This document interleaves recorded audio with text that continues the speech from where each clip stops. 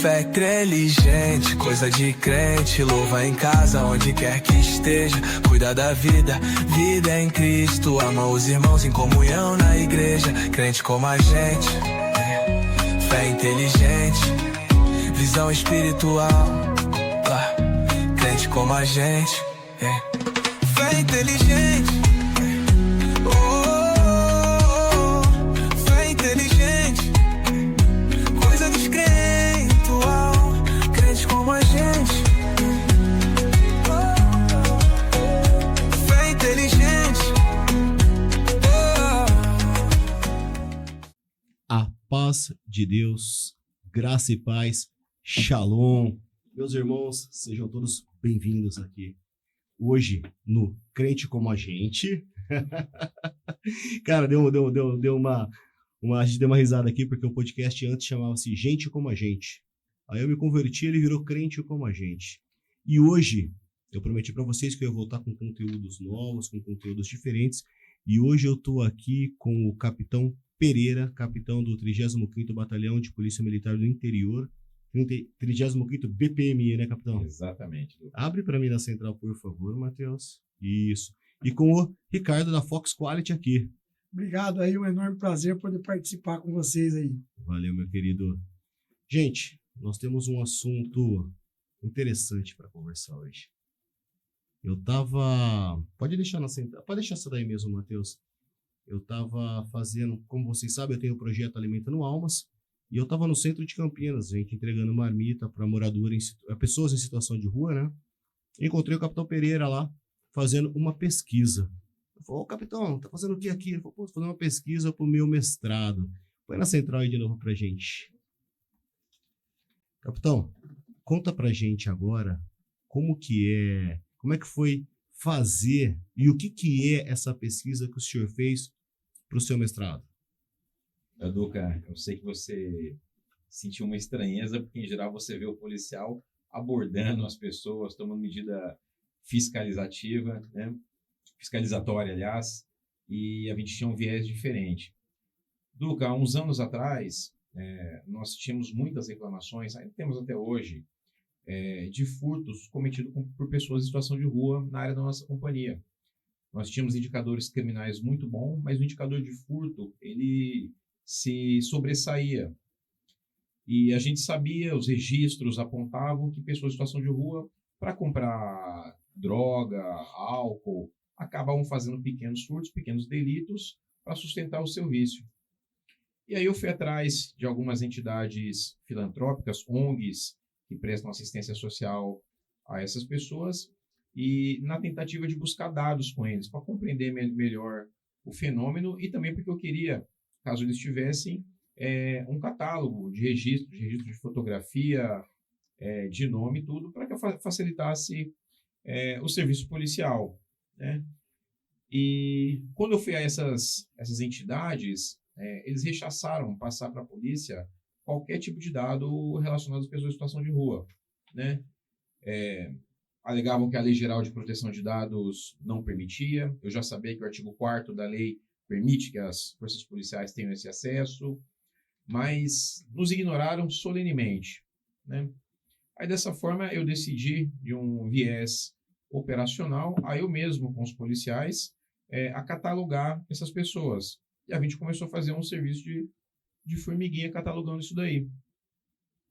Nós, na Polícia Militar, para que a gente seja promovido, nós somos obrigados a prestar um concurso interno, prestar um concurso e passar, né, e defender uma tese, primeiro de mestrado e posteriormente, se for o caso, de doutorado. E aproveitando essa oportunidade, eu falei, vou escrever sobre esse assunto, vou analisar e pesquisar esse assunto. Também me fustigava ver muitas pessoas dando diversas opiniões, cada um pensa uma coisa sobre o assunto, mas, de fato, a gente tem pouca literatura sobre esse assunto. Pesquisei os arquivos da USP, Unicamp. A gente tem muita literatura em um viés opinativo ou hipotético-dedutivo, eu posso falar, mas pesquisa, de fato, tem muito pouco.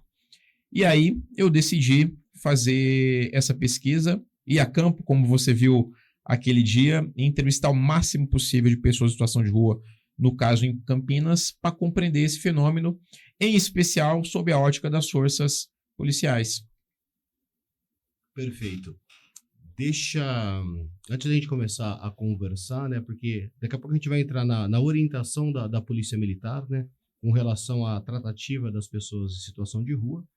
E eu, como faço esse trabalho voluntário, a gente vai conversar um pouquinho, eu vou mostrar o meu ponto de vista em comparação com o ponto de vista das forças policiais.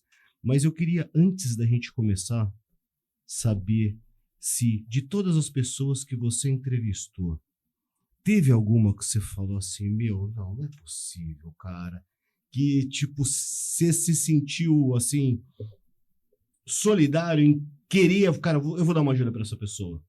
Teve alguém que você, assim, que você viu que tava assim, pô, foi um infortúnio da vida mesmo, o cara tava lá naquela condição? Duca, a gente tem muitos infortúnios da vida ali. Nós temos pessoas com uma excelente capacidade. A maioria dessas pessoas que foram entrevistadas, elas têm um afazer, elas têm uma competência, uma profissão. Nós encontramos pessoas... acho que naquele dia que eu encontrei com você lá, uma pessoa em situação de uma mulher doutorada.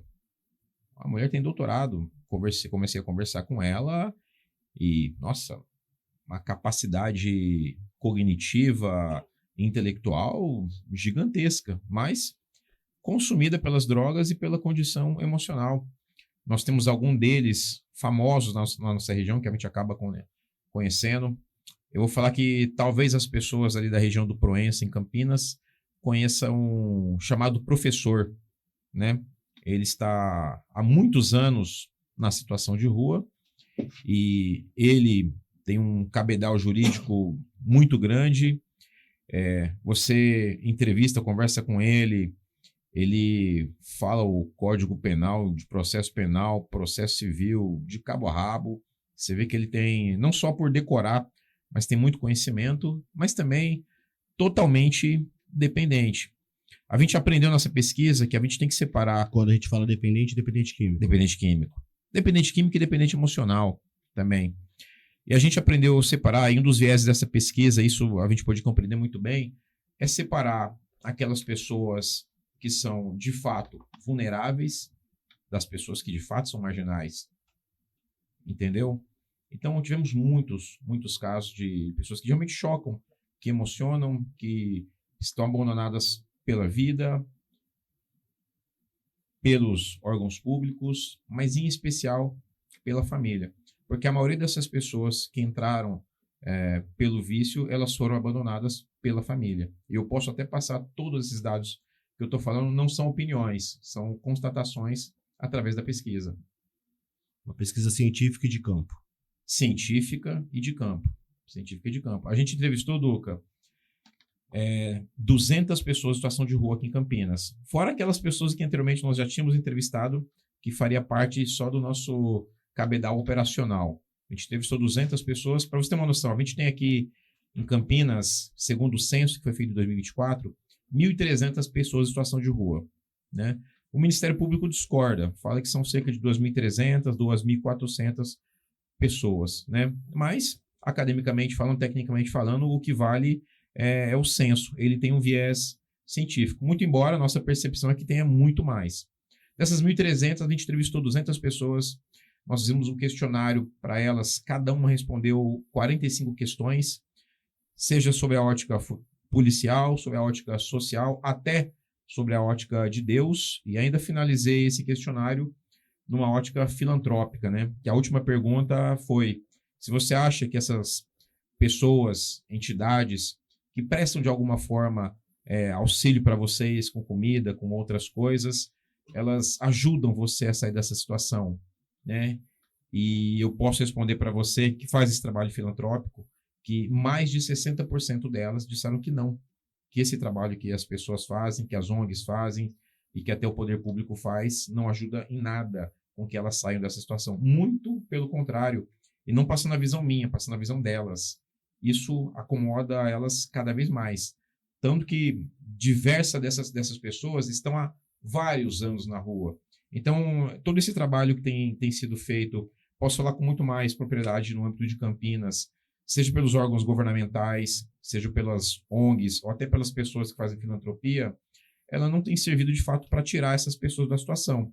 Tanto não serviu que do último censo, do penúltimo censo para o último censo, aumentou em quase 30% o número de pessoas em situação de rua na cidade de Campinas. Eu tô com uma informação do IPEA aqui, né? Que o IPEA vai dizer que isso daí aumentou significativamente. Exato. Ô Ricardo, conta pra gente, você trabalha com segurança. Isso, eu trabalho com segurança aproximadamente. Traz um pouco mais de perto do... Isso. Trabalho com segurança aproximadamente. A minha empresa está fazendo 20 anos de mercado esse ano.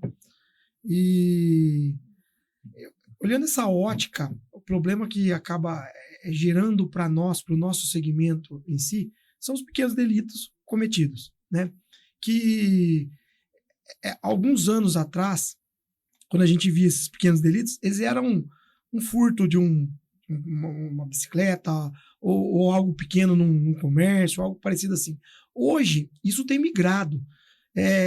Eu conheço algumas situações aqui em alguns bairros, por exemplo, Cambuí sofreu com isso, e agora tem se tornado na região, por exemplo, o furto no toldo, aquele toldo que você baixa, ele tem uma barrinha de alumínio na frente do toldo, tá?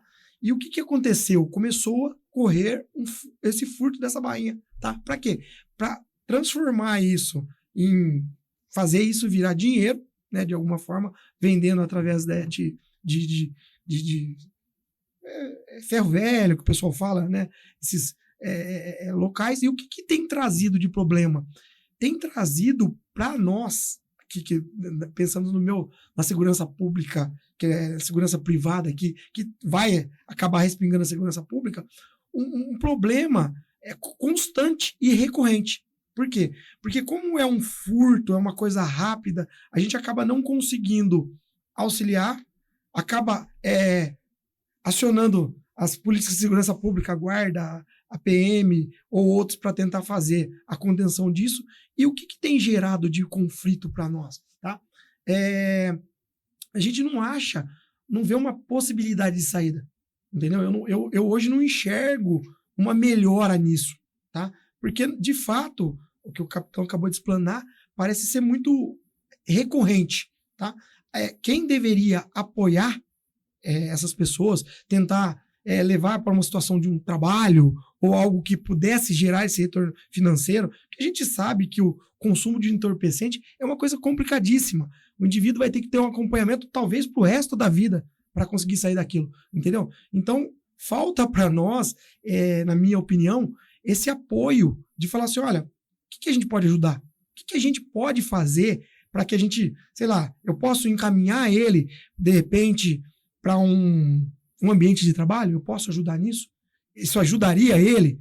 Posso, de repente, falar, olha, para o meu cliente, vamos fazer uma coleta seletiva e vamos entregar para ele, ele passa e retira e leva no local onde ele destina e acaba fazendo algum dinheiro com aquilo, entendeu? Eu acho que esse tipo de política, na minha opinião, ajudaria bastante a minha categoria, no caso.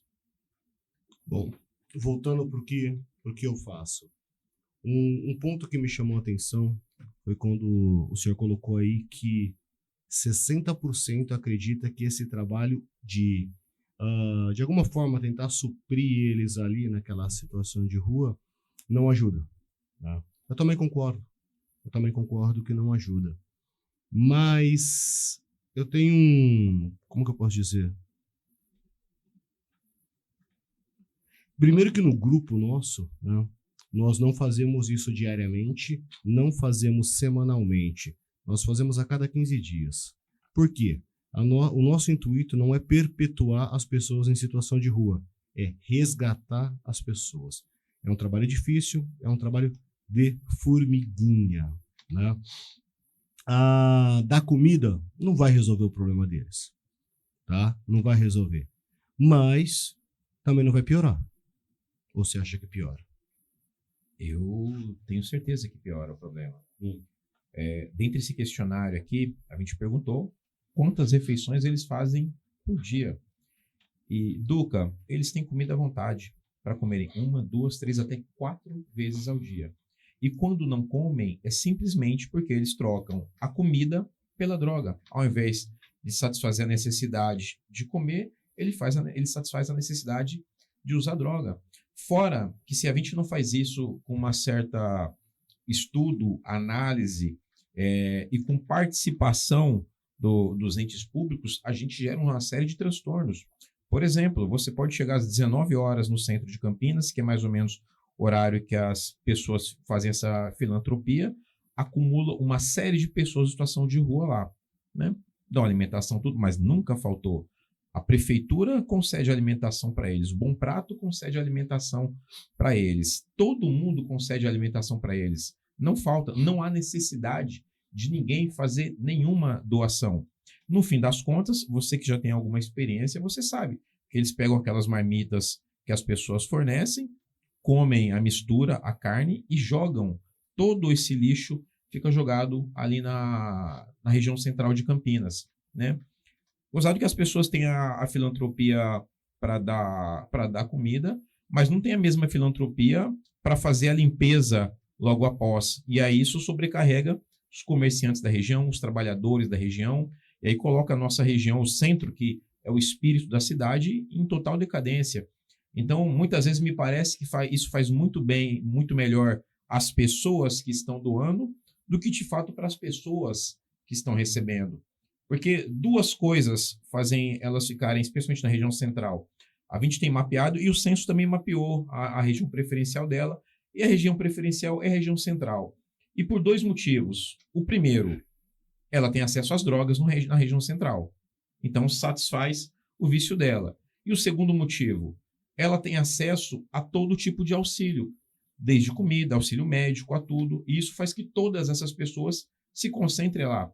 Agora, veja que situação, Duca. Imagine que na sua casa abra algum órgão, alguma entidade filantrópica que comece a fornecer alimentação para essas pessoas.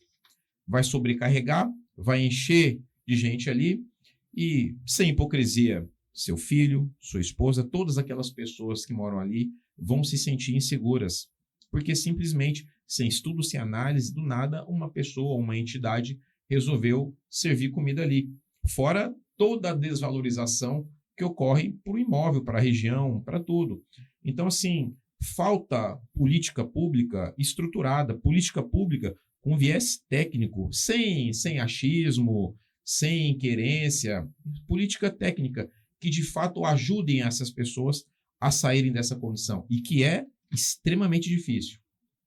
Nós temos uma vulnerabilidade estrutural, tá? Nós temos, eu não vou dizer carência de política pública, porque existe. Eu acho que é o decreto, até anotei aqui, 73, cadê, que direciona a política. O decreto 7.053 de 2009, que ele trata da política nacional para a população de pessoas em situação de rua. Existe uma política pronta, mas existe uma vulnerabilidade estrutural entre o papel do decreto lá bonitinho, votado, aprovado, para o que é realizado nas ruas. Realizado, quando eu falo realizado de verdade. Porque, assim, quando nós nos propusemos a fazer esse trabalho, nós fomos buscar um conceito cristão. Tá? Está escrito lá em Mateus, quando o Senhor Jesus fala assim para eles, quando me deste, quando eu tive fome me alimentaste, quando estive nu me vestiste, quando estive estrangeiro me acolheste, quando estive preso fosse me visitar. Mas, Senhor, quando que nós fizemos isso? Quando fizeste a um desses meus pequeninos. Então nós usamos essa parte porque o pobre sempre vai existir no nosso meio. Sempre teremos o pobre no nosso meio. Isso é bíblico. Sempre vai existir o pobre no nosso meio. E aí nós pensamos assim, cara, qual que é o intuito disso daqui? Porque o Pereira e Ricardo, eu vou falar uma coisa para vocês vão concordar comigo, vocês são da área de segurança, vocês vão entender isso daqui. Você já viu dentro de um presídio um livro de Nietzsche recuperar alguém? Não recupera.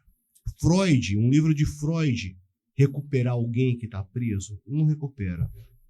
Mas esse livro aqui da capa preta já recuperou muita gente. E esse livro aqui de capa preta, ele vai falar de Jesus Cristo, que é a quem nós servimos hoje. Então nós vamos ali num intuito cristão de resgatar essas pessoas. mas você está entrando em conflito porque está trazendo mais pessoas em situação de rua, desvalorizando imóvel, o lixo, a questão da segurança, num sentido todo, porque ali você tem todo tipo de pessoa.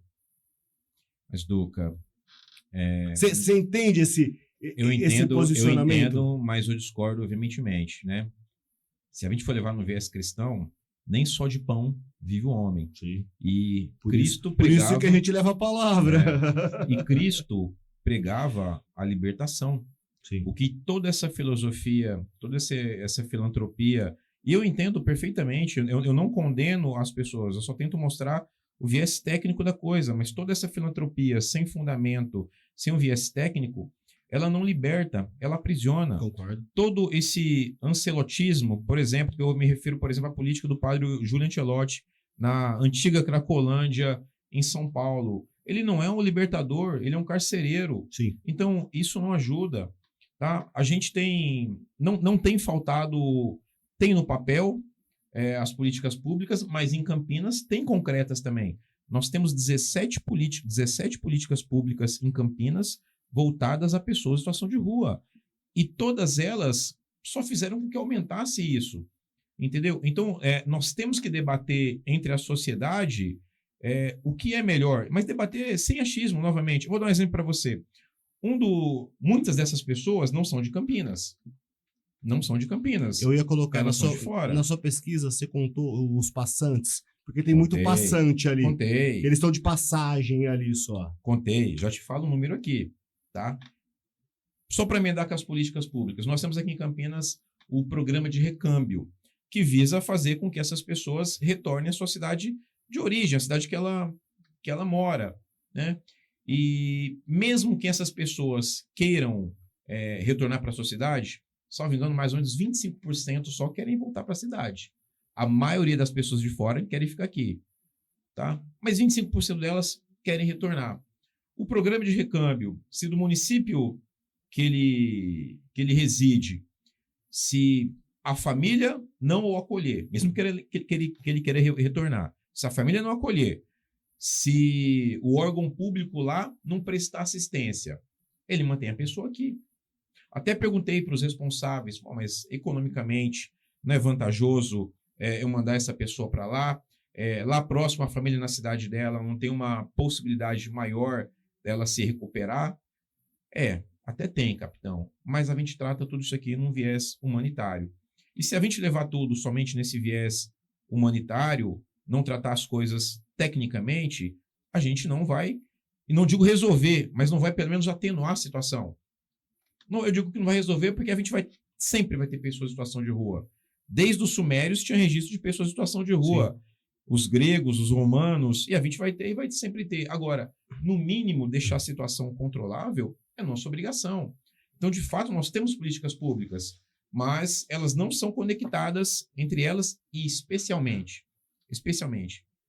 elas não são conectadas com a segurança pública. Tá? A segurança pública ela é completamente alijada de todas as políticas relacionadas a pessoas em situação de rua de Campinas. Tá?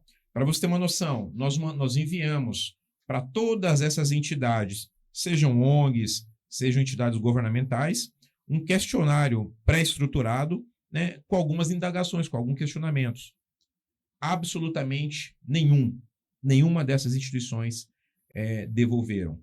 Ou ignoraram solenemente, ou alegaram novamente a Lei Geral de Proteção de Dados, que, de novo, o artigo 4º permite que as forças policiais tenham esse acesso, tá? E conversei com os amigos da Guarda, com o comandante da Guarda, isso estou falando tudo oficialmente. Nem a Polícia Militar, nem a Polícia Civil, nem a Polícia Federal, nenhuma polícia nunca foi chamada para debater um assunto relacionado a políticas de segurança pública às pessoas em situação de rua. E, se fôssemos, temos várias ideias, não para encerrar isso aí, que é muito difícil, mas várias questões que atenuariam essa situação. Como foi um exemplo de São Paulo, na Cracolândia, onde teve essa sinergia do Estado, do município e das forças de segurança. Tá? E que quem frequentava antes a região da Nova Luz viu como melhorou aquilo lá. Agora, vou fazer uma colocação, capitão. Vamos lá.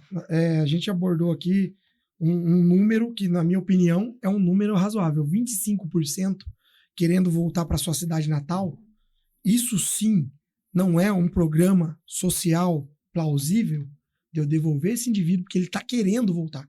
Certo? Mesmo que ele chegue lá e volte, retorne para cá, tá? Se a gente está falando de 2.000 pessoas, nós estamos falando de 500 pessoas que estariam retornando. Quer dizer, menos impacto para a cidade, né?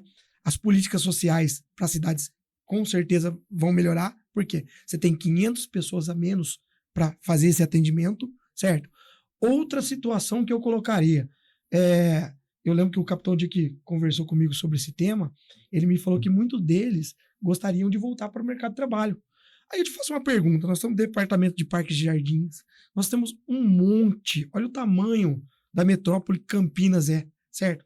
Nós temos um problema no país hoje com falta de mão de obra, todo mundo reclamando isso, certo? Quer dizer, o porquê que a política pública social, que aí, Duca, vem no que você está dizendo, que no papel tudo é muito bonito, mas quando chega aqui embaixo a coisa tem várias distorções, por que eu não poderia propor, por exemplo, vamos fazer o seguinte, você não precisa trabalhar todo dia, você quer trabalhar 3 vezes por semana, você quer ter uma relação, vem aqui, deixa eu te cadastrar, porque primeira coisa é eu saber quem você é, concorda comigo?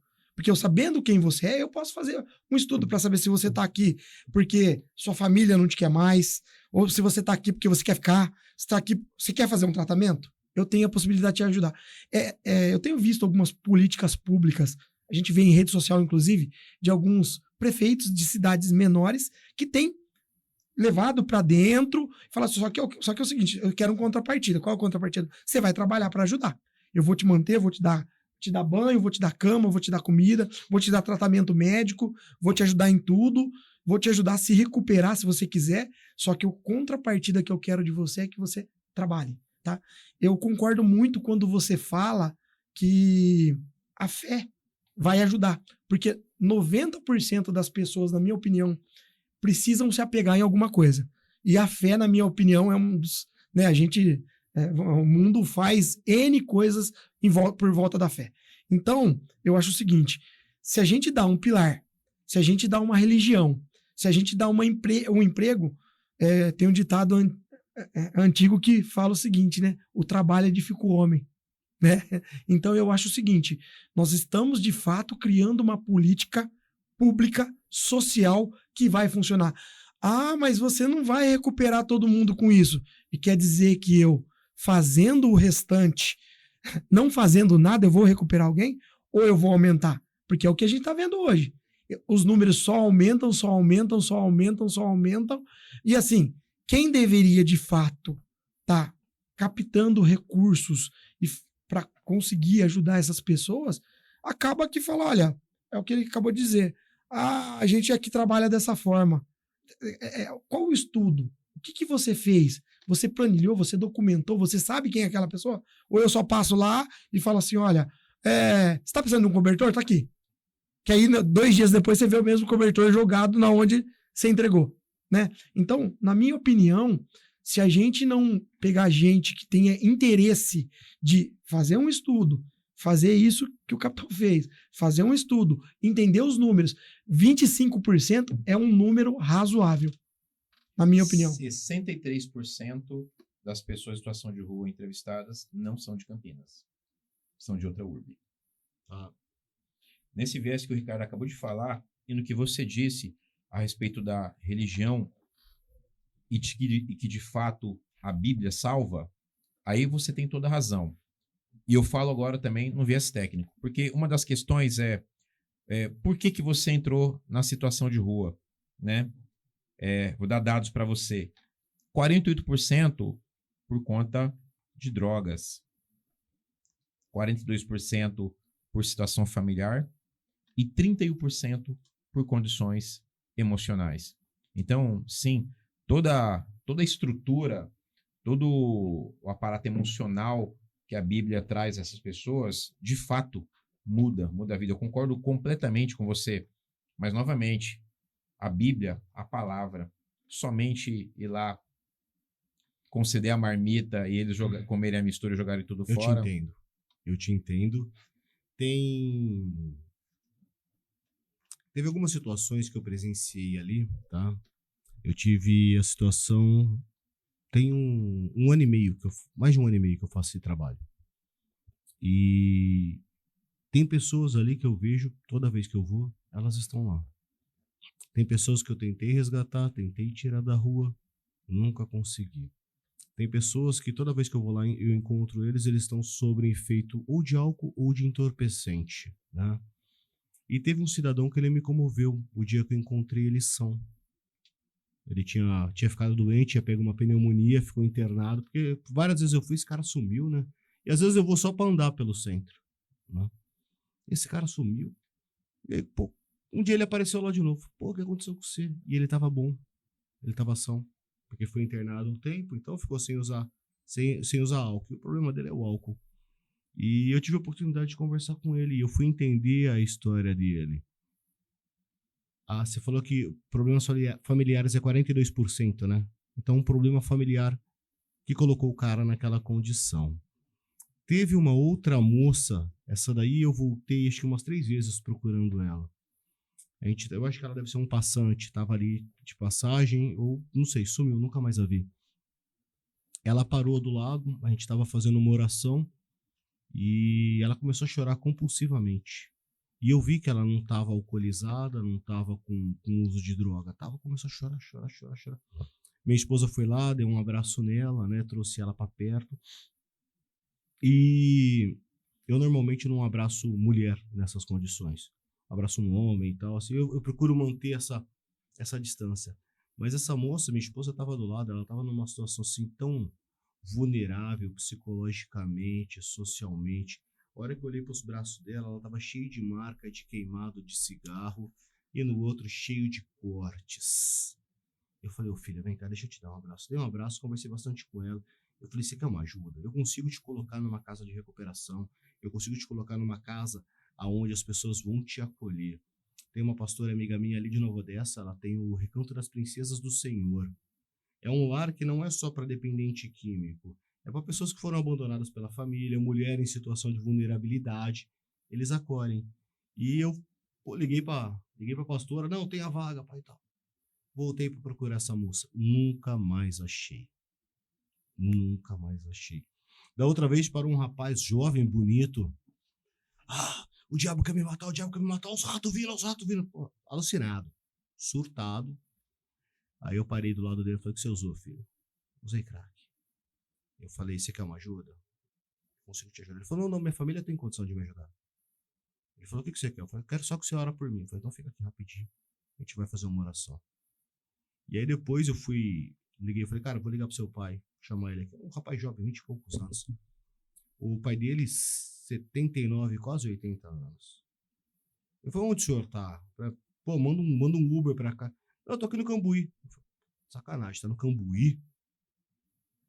Eu falei, não, eu vou levar seu menino aí. Eu falei, eu quero ver onde esses caras moram. Cara, um prédião ali no Cambuí, assim, é um terrenão, assim, uns prédios, 2 torres de fundo e tal, né? Só que a família é completamente desestruturada por conta disso. Ninguém aguentava mais o garoto. Passou em medicina, passou em economia, só em faculdade pública, tá? Só que pelo uso de drogas, não parava em faculdade nenhuma. Eu acompanhei por um tempo, foi internado em 2 casas de recuperação, fugiu. E hoje eu não sei, infelizmente, como que tá essa pessoa. São algumas pessoas caricatas que você vê ali. Mas o que me preocupa, eu entendo essa questão da gente favorecer o camarada tá lá, levando a comida. Mas, pô, você acha que um prato de comida, velho, atrapalha? De verdade. Atrapalha. É porque não é só eu que tô levando. Atrapalha. É Não é só segunda, você que tá terça, levando. quarta que tem gente levando. Entendi. Duca, Agora veio. todas as vezes que tem uma pessoa em situação de rua pedindo dinheiro no semáforo e você oferta dinheiro para essa pessoa, isso aí vai virar droga. Eu vou dar um exemplo para você, Duca. 55% das pessoas em situação de rua de Campinas recebem Bolsa Família. Fora outros auxílios que elas têm. 55% recebem Bolsa Família. Pergunto para você, você já viu alguma pessoa em situação de rua no supermercado, no mercadinho, comprando alguma coisa, comprando comida? Já viu algum deles comprando alguma coisa? exceto um corotezinho, uma pinga para beber, a gente não viu. O que acontece com esse dinheiro? Vira droga. Ou seja, Acaba alimentando. o próprio Estado, de forma direta, sustenta o tráfico.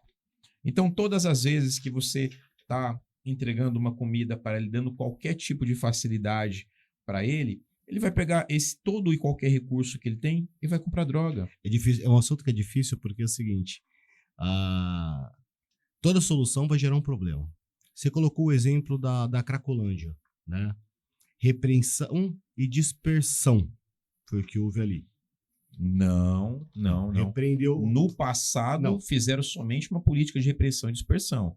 Nessa Essa daqui, não foi. Não. Porque Nessa aqui porque, a política porque, foi muito mais abrangente. Então, porque a repreensão repreendeu o crime organizado que estava ali. A gente sabe que o crime estava ali.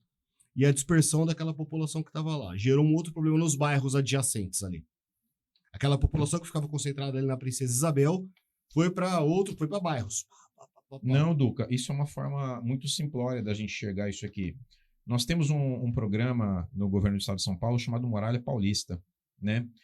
Nesse programa Muralha Paulista, a gente tem Peraí que você vai explicar o Muralha Paulista pra mim? Explica o Muralha Paulista. Deixa eu fazer um negócio aqui. Tá. Eu sei que você é um bom apreciador de café. Você vai me dar um café? Sim. Como? Deixa eu servir um café pra vocês agora. Tá ótimo. Seguinte, patrocinador do programa aqui, Café Ciribelli. Café ali de Atibaia, tá? Ele é de um irmão nosso, da nossa igreja, e tem um diferencial bacana nesse café aqui. Toda a colheita dos grãos, vai ele, a esposa, o filho e quem estiver ajudando na colheita, no meio do cafezal, eles fazem uma oração de agradecimento a Deus pela terra que eles têm, pela semente que ele plantou e pelo café que deu ali para ele escolher. E aí eles pedem para que todos que consumirem o café deles sejam abençoados também. E aí Deus dispensa as bênçãos da forma que ele achar melhor, né? Mas tem uma história bacana. Esse cara aqui, ele trabalhava na B3. Ele era aqueles caras, compra, venda, um trader. Um trader lá na B3. Ah. Saiu porque ficou estressado, comprou uma terra e aí largou tudo e foi plantar café, cara. Super feliz com o que tá fazendo agora. Faz questão. Porque é um café. Eu fiquei impressionado com a qualidade desse café.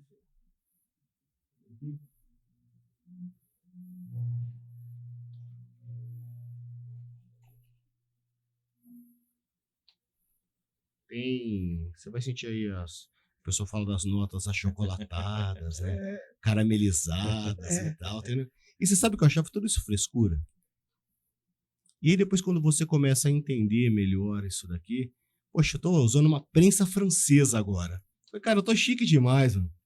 E dá um sabor diferente no café. O café coado, o café na prensa francesa, o café na cápsula aqui, o grão que é moído na... Cara, cada um dá um sabor diferente. E fora o cheiro, né? Fora o cheiro, né? O café de manhã, o cheirinho de café de manhã. Olha só, cara, eu gosto de açúcar, tá? Se vocês gostarem de açúcar... Duca, mas aí você vai evoluir seu paladar. Aí você tem que tomar sem açúcar. Não, mas eu falo isso porque eu brinco muito com as pessoas. Vou experimentar. Eu brinco muito com as pessoas que eu falo assim que, cara, é igual tomar vinho doce e vinho seco, né? Seco, é. Sensacional. Bom. Excelente. Tá aprovado? Tá aprovado. Então tá ótimo. Tá aprovado. Peraí, eu não tô tentando isso aqui. Não, você deu água, foi, Ricardo. Quer uma água quente?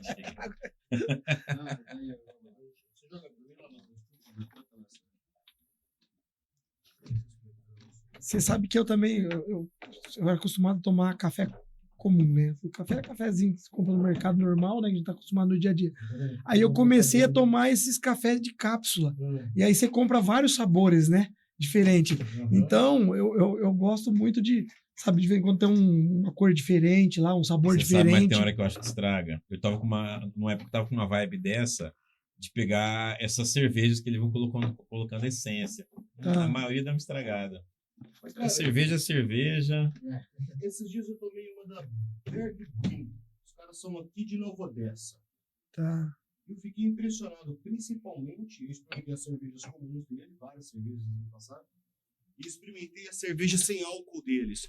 Pra mim, cerveja sem álcool era Kronenbier. É aquele negócio, aquela água. Cara, Que negócio top. A diferença para uma cerveja comum com álcool e a sem álcool que eles estavam fazendo é que quem tá tomando a sem álcool vai ficar de pé no final do rolê. A sem álcool da cervejaria Campinas aqui. É. Sensacional. A parte de casa. Cê- O cara. chopp cê da sente- cervejaria Campinas é sensacional. Sabe o que o pessoal fala pra mim? Eu não sou de tomar cerveja sem álcool, né? Mas o que eu ouço o pessoal falar? Que quem toma cerveja sem álcool sente como se estivesse bebendo com álcool, né? Algumas pessoas já me relataram isso daí também. Bom, eu quando experimentei todas. Eu experimentei a sem álcool, experimentei a com álcool, fui experimentando todas. E, cara, e muito boa a cerveja dos caras. Muito bom. E o Ricardo tá no mercado, né? Tá trazendo esse café diferenciado aí. Faz tempo que ele começou a comercializar o café? Faz tempo já. E a parceria a gente fez agora, né? Uma parceria recente aí.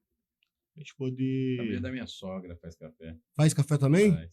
Putz, que top. Já Faz. foi na Já. colheita, na torra. Já. Eu preciso ir lá conhecer. Não, nunca fui. Cara, você sabe um negócio que eu vou falar um negócio mais Ali estranho. em Pinhal. É em Pinhal? É. Vou falar pra vocês o negócio mais estranho que eu já fui no campo, assim.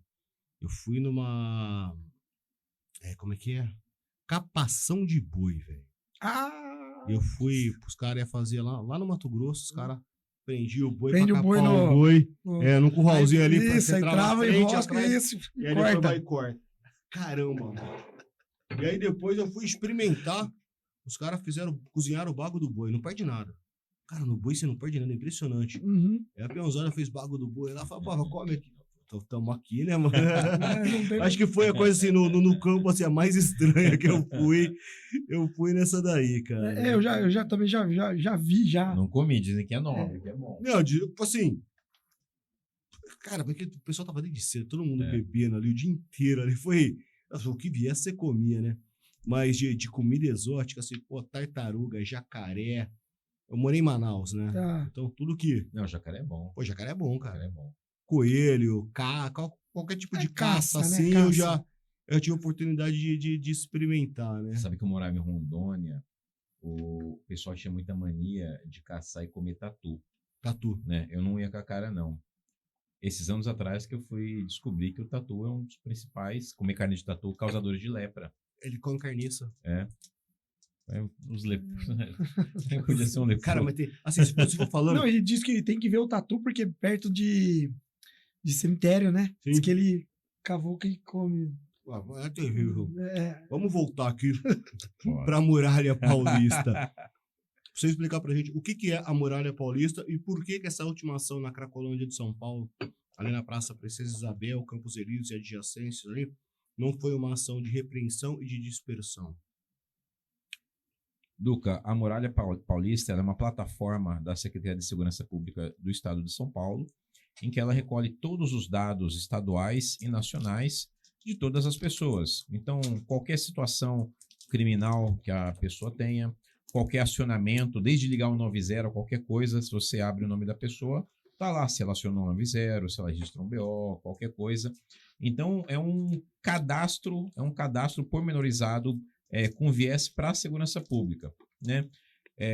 Dentre essas pessoas, foi agregado na Muralha Paulista um catálogo, um cadastro das pessoas em situação de rua.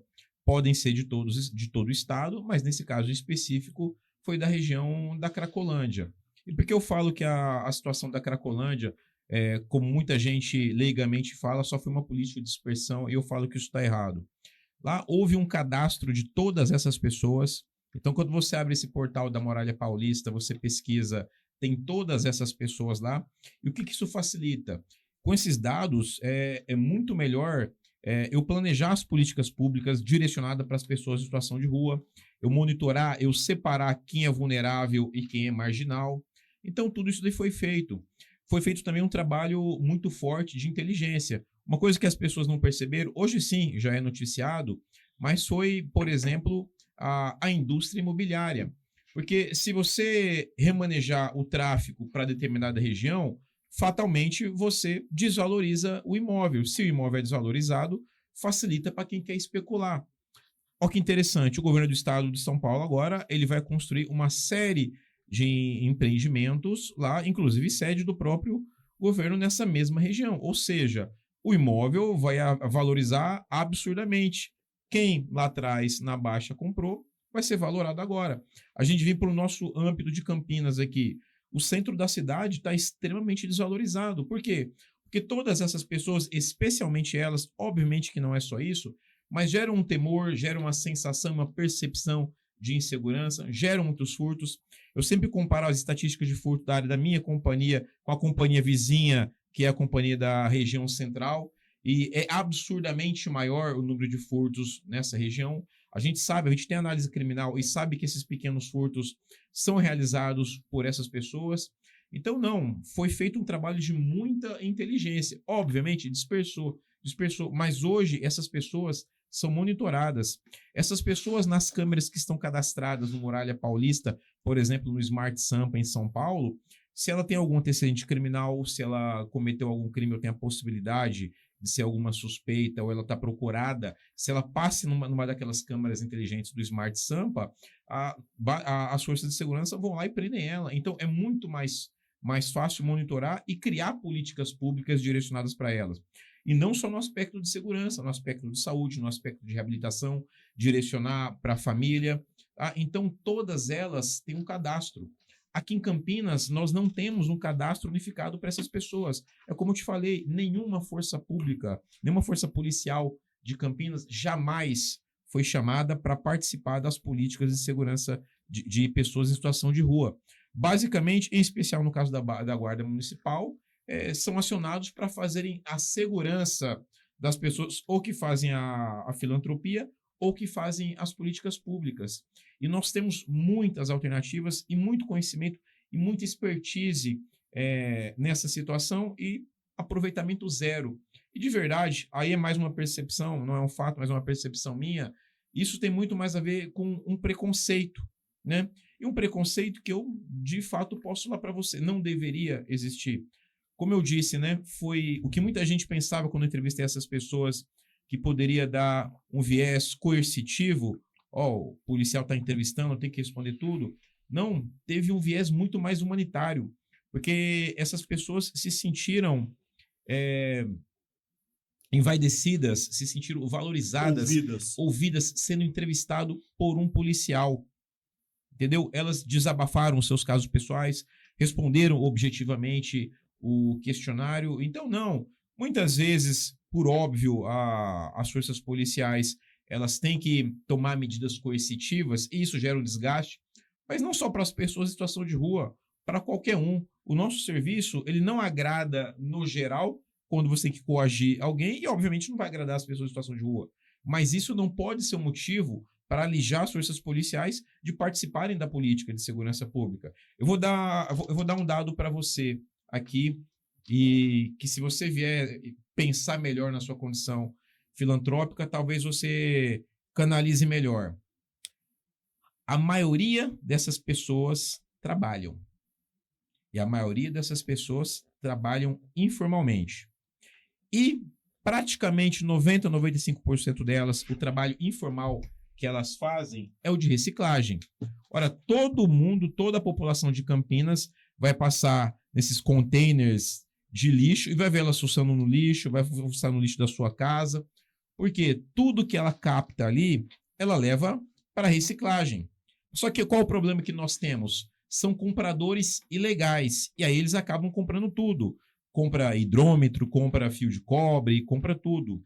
Uma política pública conjugada com a política de segurança eficaz, nós fiscalizando, fechando esses compradores ilegais, a gente baixa os nossos indicadores criminais, como eu baixei muito na área da minha companhia, e, consequentemente, a gente pode conduzir essas pessoas a terem um trabalho. Nós temos aqui em Campinas as cooperativas de reciclagem, Duca. Se essas pessoas forem direcionadas para essas cooperativas, a gente vai melhorar duas situações crônicas em Campinas e no mundo, que é as pessoas em situação de rua e o lixo. Entendeu? Então, a cidade ela pode ganhar muito economicamente com relação a isso. Até no meu mestrado, que a gente tem que fazer um entregável, prometer alguma solução, uma dessas soluções que eu coloquei lá é direcionar essas pessoas para as cooperativas de reciclagem.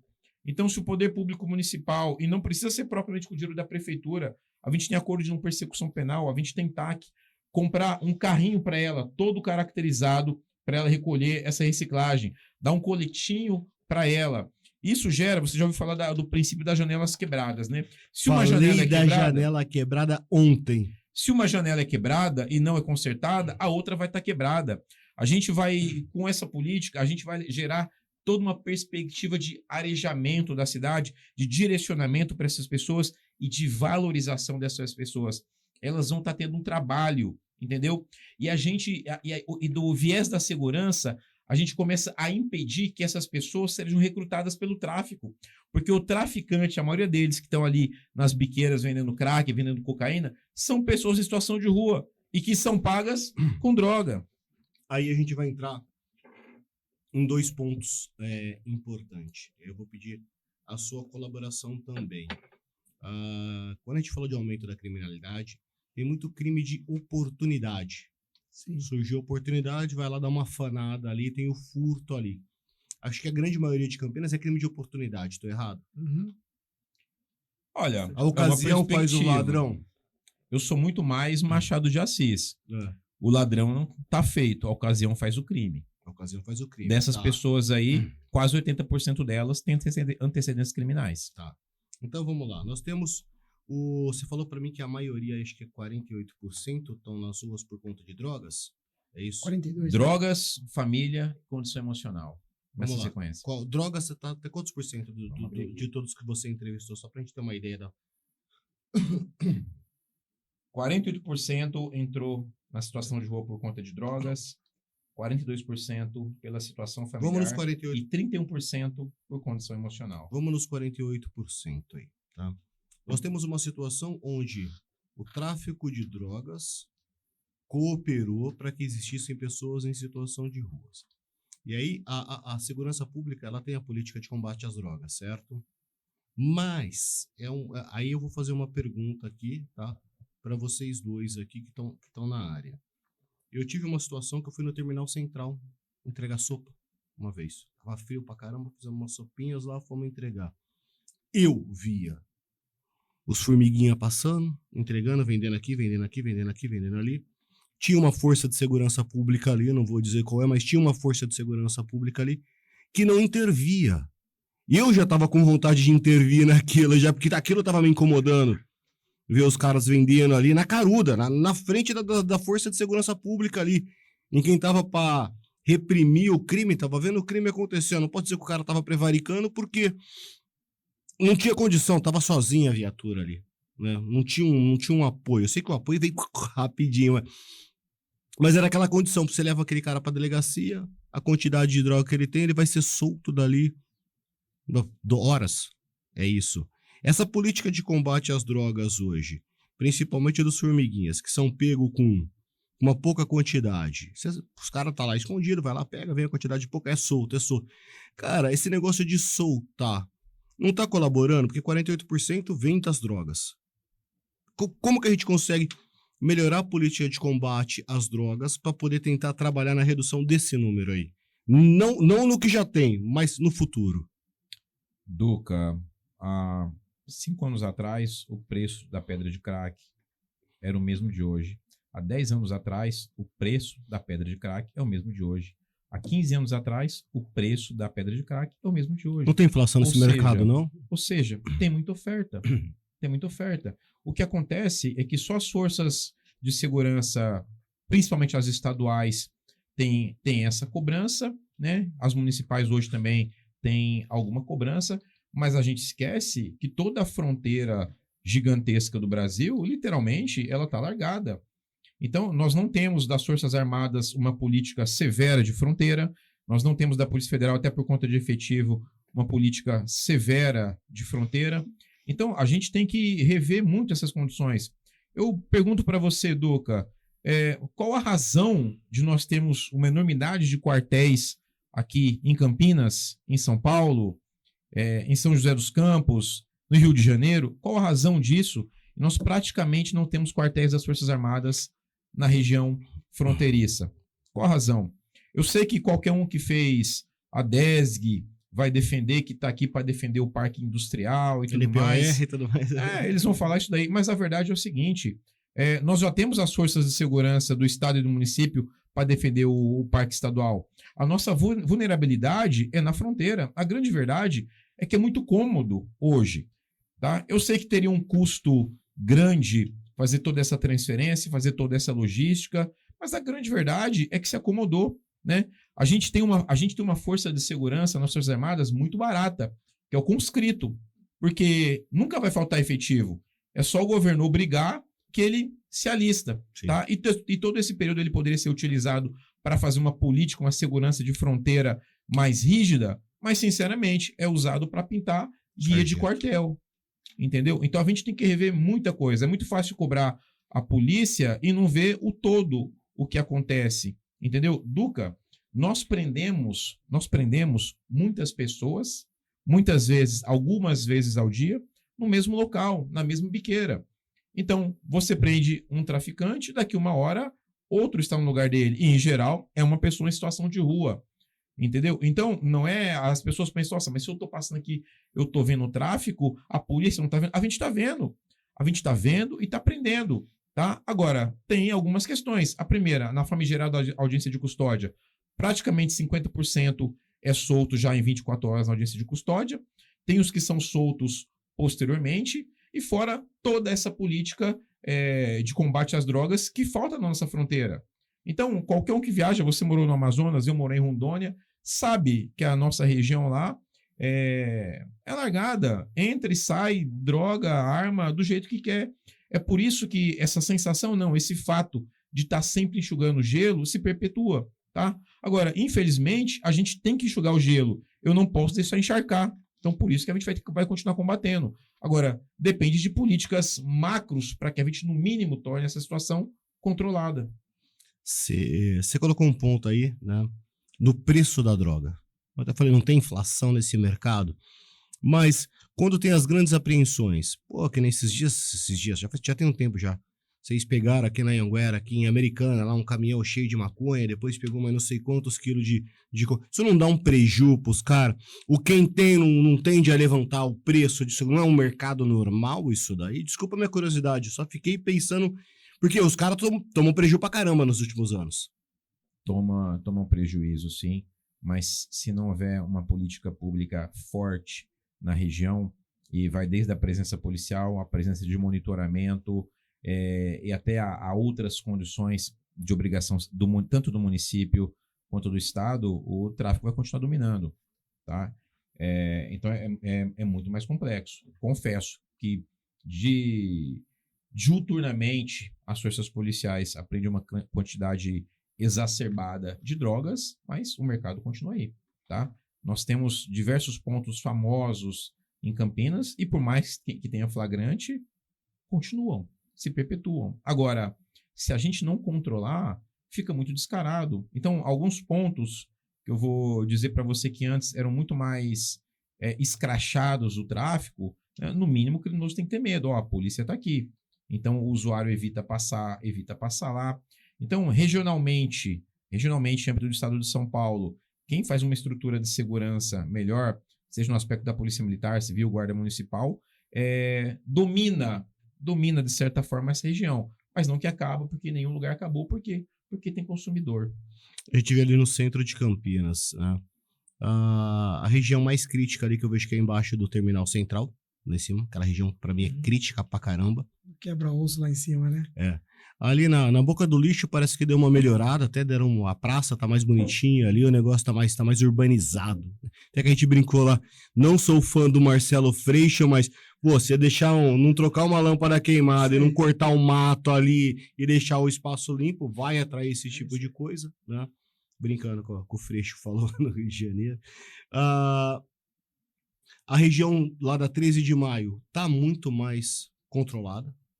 Eu, pelo menos, eu sinto muito mais segurança ali, 13 de maio, José Paulino, Francisco Glicério, eu não sei como é que tá para vocês, mas eu sinto mais segurança ali. Mas assim, quando você pega e vai ali pro Balão do Londres, você sai da região central, vão para as periferias, ali atrás do Habib's ali, tem um ferro velho ali. Tem uma galera ali, vendendo e consumindo droga no local. É um dos lugares que você falou, que você faz ação, mas continua lá. É isso? É um dos Esse lugares. é um exemplo que eu lembrei agora. Tem até lugares mais famosos, né? Educar, aqui na região de Campinas, por falar da região do CPI-2 e da região do CPI-9 também, que é Piracicaba, do último ano foi a região que mais reduziu os indicadores criminais no estado de São Paulo. Sim. Então a gente está com efetivo bastante motivado, graças a Deus. Então o meu sentimento de segurança é reflexo disso daí. É reflexo.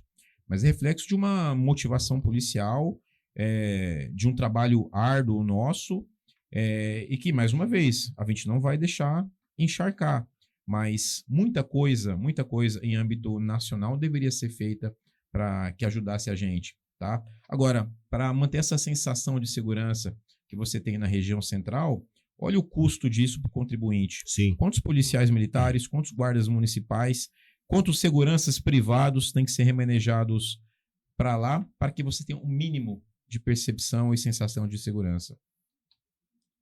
E se a gente avaliar hoje os comerciantes no centro, eu conheço de alguns amigos que têm comércio na área central, e a reclamação delas é exatamente esse, porque com o aumento de morador de rua, tá? Você sabe, a pessoa de idade, ela fica com medo de passar ali fora de horário, um adolescente já tem medo, fica, será que eu... Né? Não estamos dizendo que todos eles cometem algum tipo de crime, mas estamos dizendo que existe essa sensação de que, falar assim, ó, por exemplo, eu vou te fazer uma pergunta honesta, você vai lá, você teria coragem de ir há 2 anos atrás na Cracolândia? Passar lá à noite? Eu não teria. Eu acho que nem armado eu teria coragem de passar lá à noite, tá?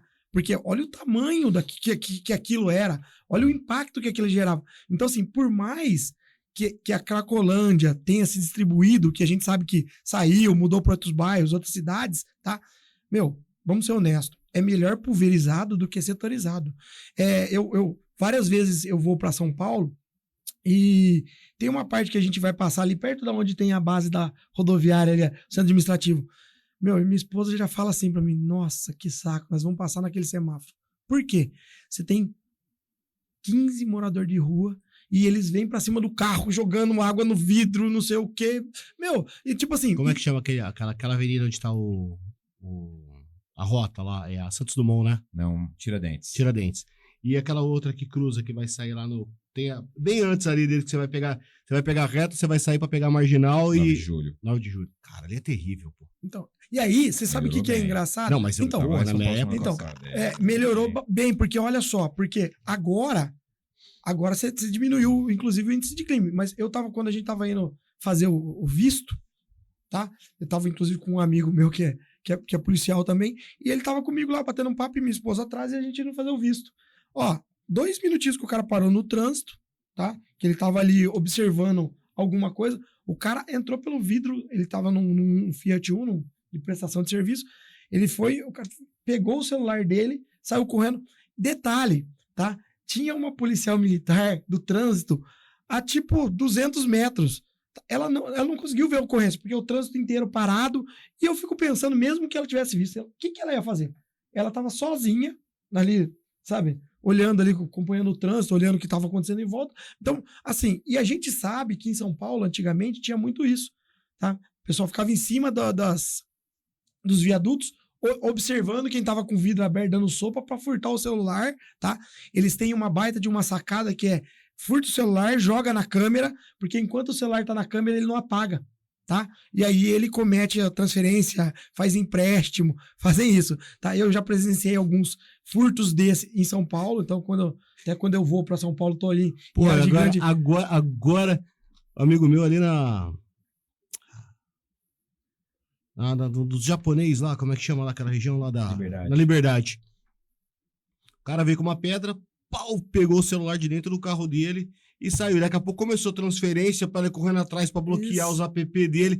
Pô, é desse jeito, então, os caras joga na câmera, mantém... E lá, caraca, mano. Lá, eu não sei se você já viu, lá tem as gangues das bicicletas. Sim, tá? Sim. Pessoal com bicicleta lá, aí você tá aqui com o celular dando sopa, ele passa. Então, o que eu quero dizer com isso? Qual que é a minha explanação sobre isso? O tempo que a gente está onerando a força de segurança pública com essa questão do morador de rua que não está sendo assistenciado da forma correta, eu estou tirando ele de fazer um trabalho, né, proativo, de falar assim, ó, porque, vamos lá, você pode ver onde tem a delegada, na área da 25, essas coisas, você quase não tem esse tipo de furto mais. Antigamente tinha. Por quê? Porque a polícia se faz presente e o cara sabe que, tipo, eu vou catar aqui. E tem uma outra coisa no meio de tudo isso. O policial, quando ele trabalha numa área, tá? Ele passa a conhecer as figurinhas carimbadas. Quem que comete furto, quem que comete assalto, quem que faz isso, quem que faz aquilo. Então, o que ele faz? Ele fala, ó, na minha área não, sai daqui, entendeu? Eu vou te pegar. Então, isso é sempre ser positivo para nós. O que eu digo é o seguinte, se nós tivéssemos, tá? Vamos pensar assim, uma política social, de fato, funcional pro morador de rua, tá? Que ele conseguisse trabalhar um tempo, que ele fosse cadastrado, pegando a reciclagem. Porque vamos supor, se você soltar uma informação para um bairro, devido que tem essa passagem de morador de rua por esse bairro, o próprio morador também, será que não ajudaria separando a reciclagem para ele? Porque a gente não faz isso hoje. Tipo assim, eu tenho que jogar um lixo. Eu sempre falo pra minha esposa, eu falo, vamos colocar a latinha separada, tá? Porque até nisso eu tô ajudando alguém. Se eu pelo menos coloco ali, tá? O próprio, às vezes, o indivíduo que faz a coleta de lixo, ele separa a latinha pra ele, porque é uma renda essa. A gente vê na praia, né? Você vai pra praia, você vai pra um lugar, você vê o tanto de gente que tem, tanto é que latinha você não vê. Latinha não é lixo, é dinheiro no bolso, né? Então o que eu penso é o seguinte, se a pessoa... Só que você olha pra cara do cidadão, você fala assim, cara, vai virar pedra isso.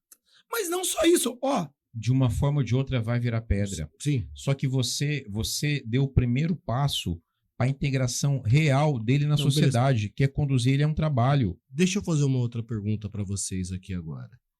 Eu tava fazendo ação lá no centro, sabe aquela lojinha Paris que tem ali? Uhum. Ela é um L, né? Ela começa na 13 de maio ali e termina naquela outra lateral ali. Os caras arrombaram ali. Estavam roubando a loja, eu entregando marmita, os caras roubando a loja ali. Não era morador de rua. Não era pessoa em situação de vulnerabilidade. Mas onde que os caras se escondeu? Se esconderam ali no meio, na frente da igreja ali. Se escondeu no meio. Isso daí também não pode estar marginalizando ainda mais essas pessoas em situação de rua. Por quê? Se a gente for falar do top 2, primeiro, que é droga. Segundo, família família desestruturada ou desestabilizada, né? Porque o que eu vi lá? O meu irmão começou a ir comigo, né? E aí chegou um cara bem vestido e pediu uma marmita. Pô, o cara ali, pô, sai daqui, mano, vou dar marmita pra você não, pô. Eu falei, não, tia, não vem cá, mano, ó. Entreguei a marmita pro camarada, falei, pô, o cara tá limpo, tá cheiroso aí, pô. Eu falei, não, mano, esse daí é gente pobre, que não tem pra comer em casa. E eu conheci várias pessoas que não tem pra comer em casa, sabe que ali no centro vão dar marmita e passam lá pra comer também. Ou então pessoas saindo do trabalho, quantas pessoas saindo do trabalho, passa ali, pega uma marmita, é a janta do cara porque o cara não vai ter comida em casa, né? E aí você pega um vagabundo desse que tava roubando e se esconde no meio desse povo aí. Essas pessoas que não têm comida em casa, já tem uma família desestruturada. Tem um lar desestruturado. Se for buscar, cara, vai ter droga, vai ter alcoolismo, vai ter violência doméstica, vai ter um monte de outras coisas. Quando a gente fala que é complexo tratar o assunto, né? A gente não pode agir compulsoriamente, não pode pegar e mandar esse cara para uma clínica de recuperação. A gente não tem como resgatar uma família dessa na base das imposições legais, não tem como você fazer isso. É uma situação complexa. Porque você vê, ó, você falou, você tem esses clientes. Uhum. Os clientes que reclamam de furto para você, pô, vai mostrar a imagem, você vai pegar, vai passar para a polícia, vão mapear.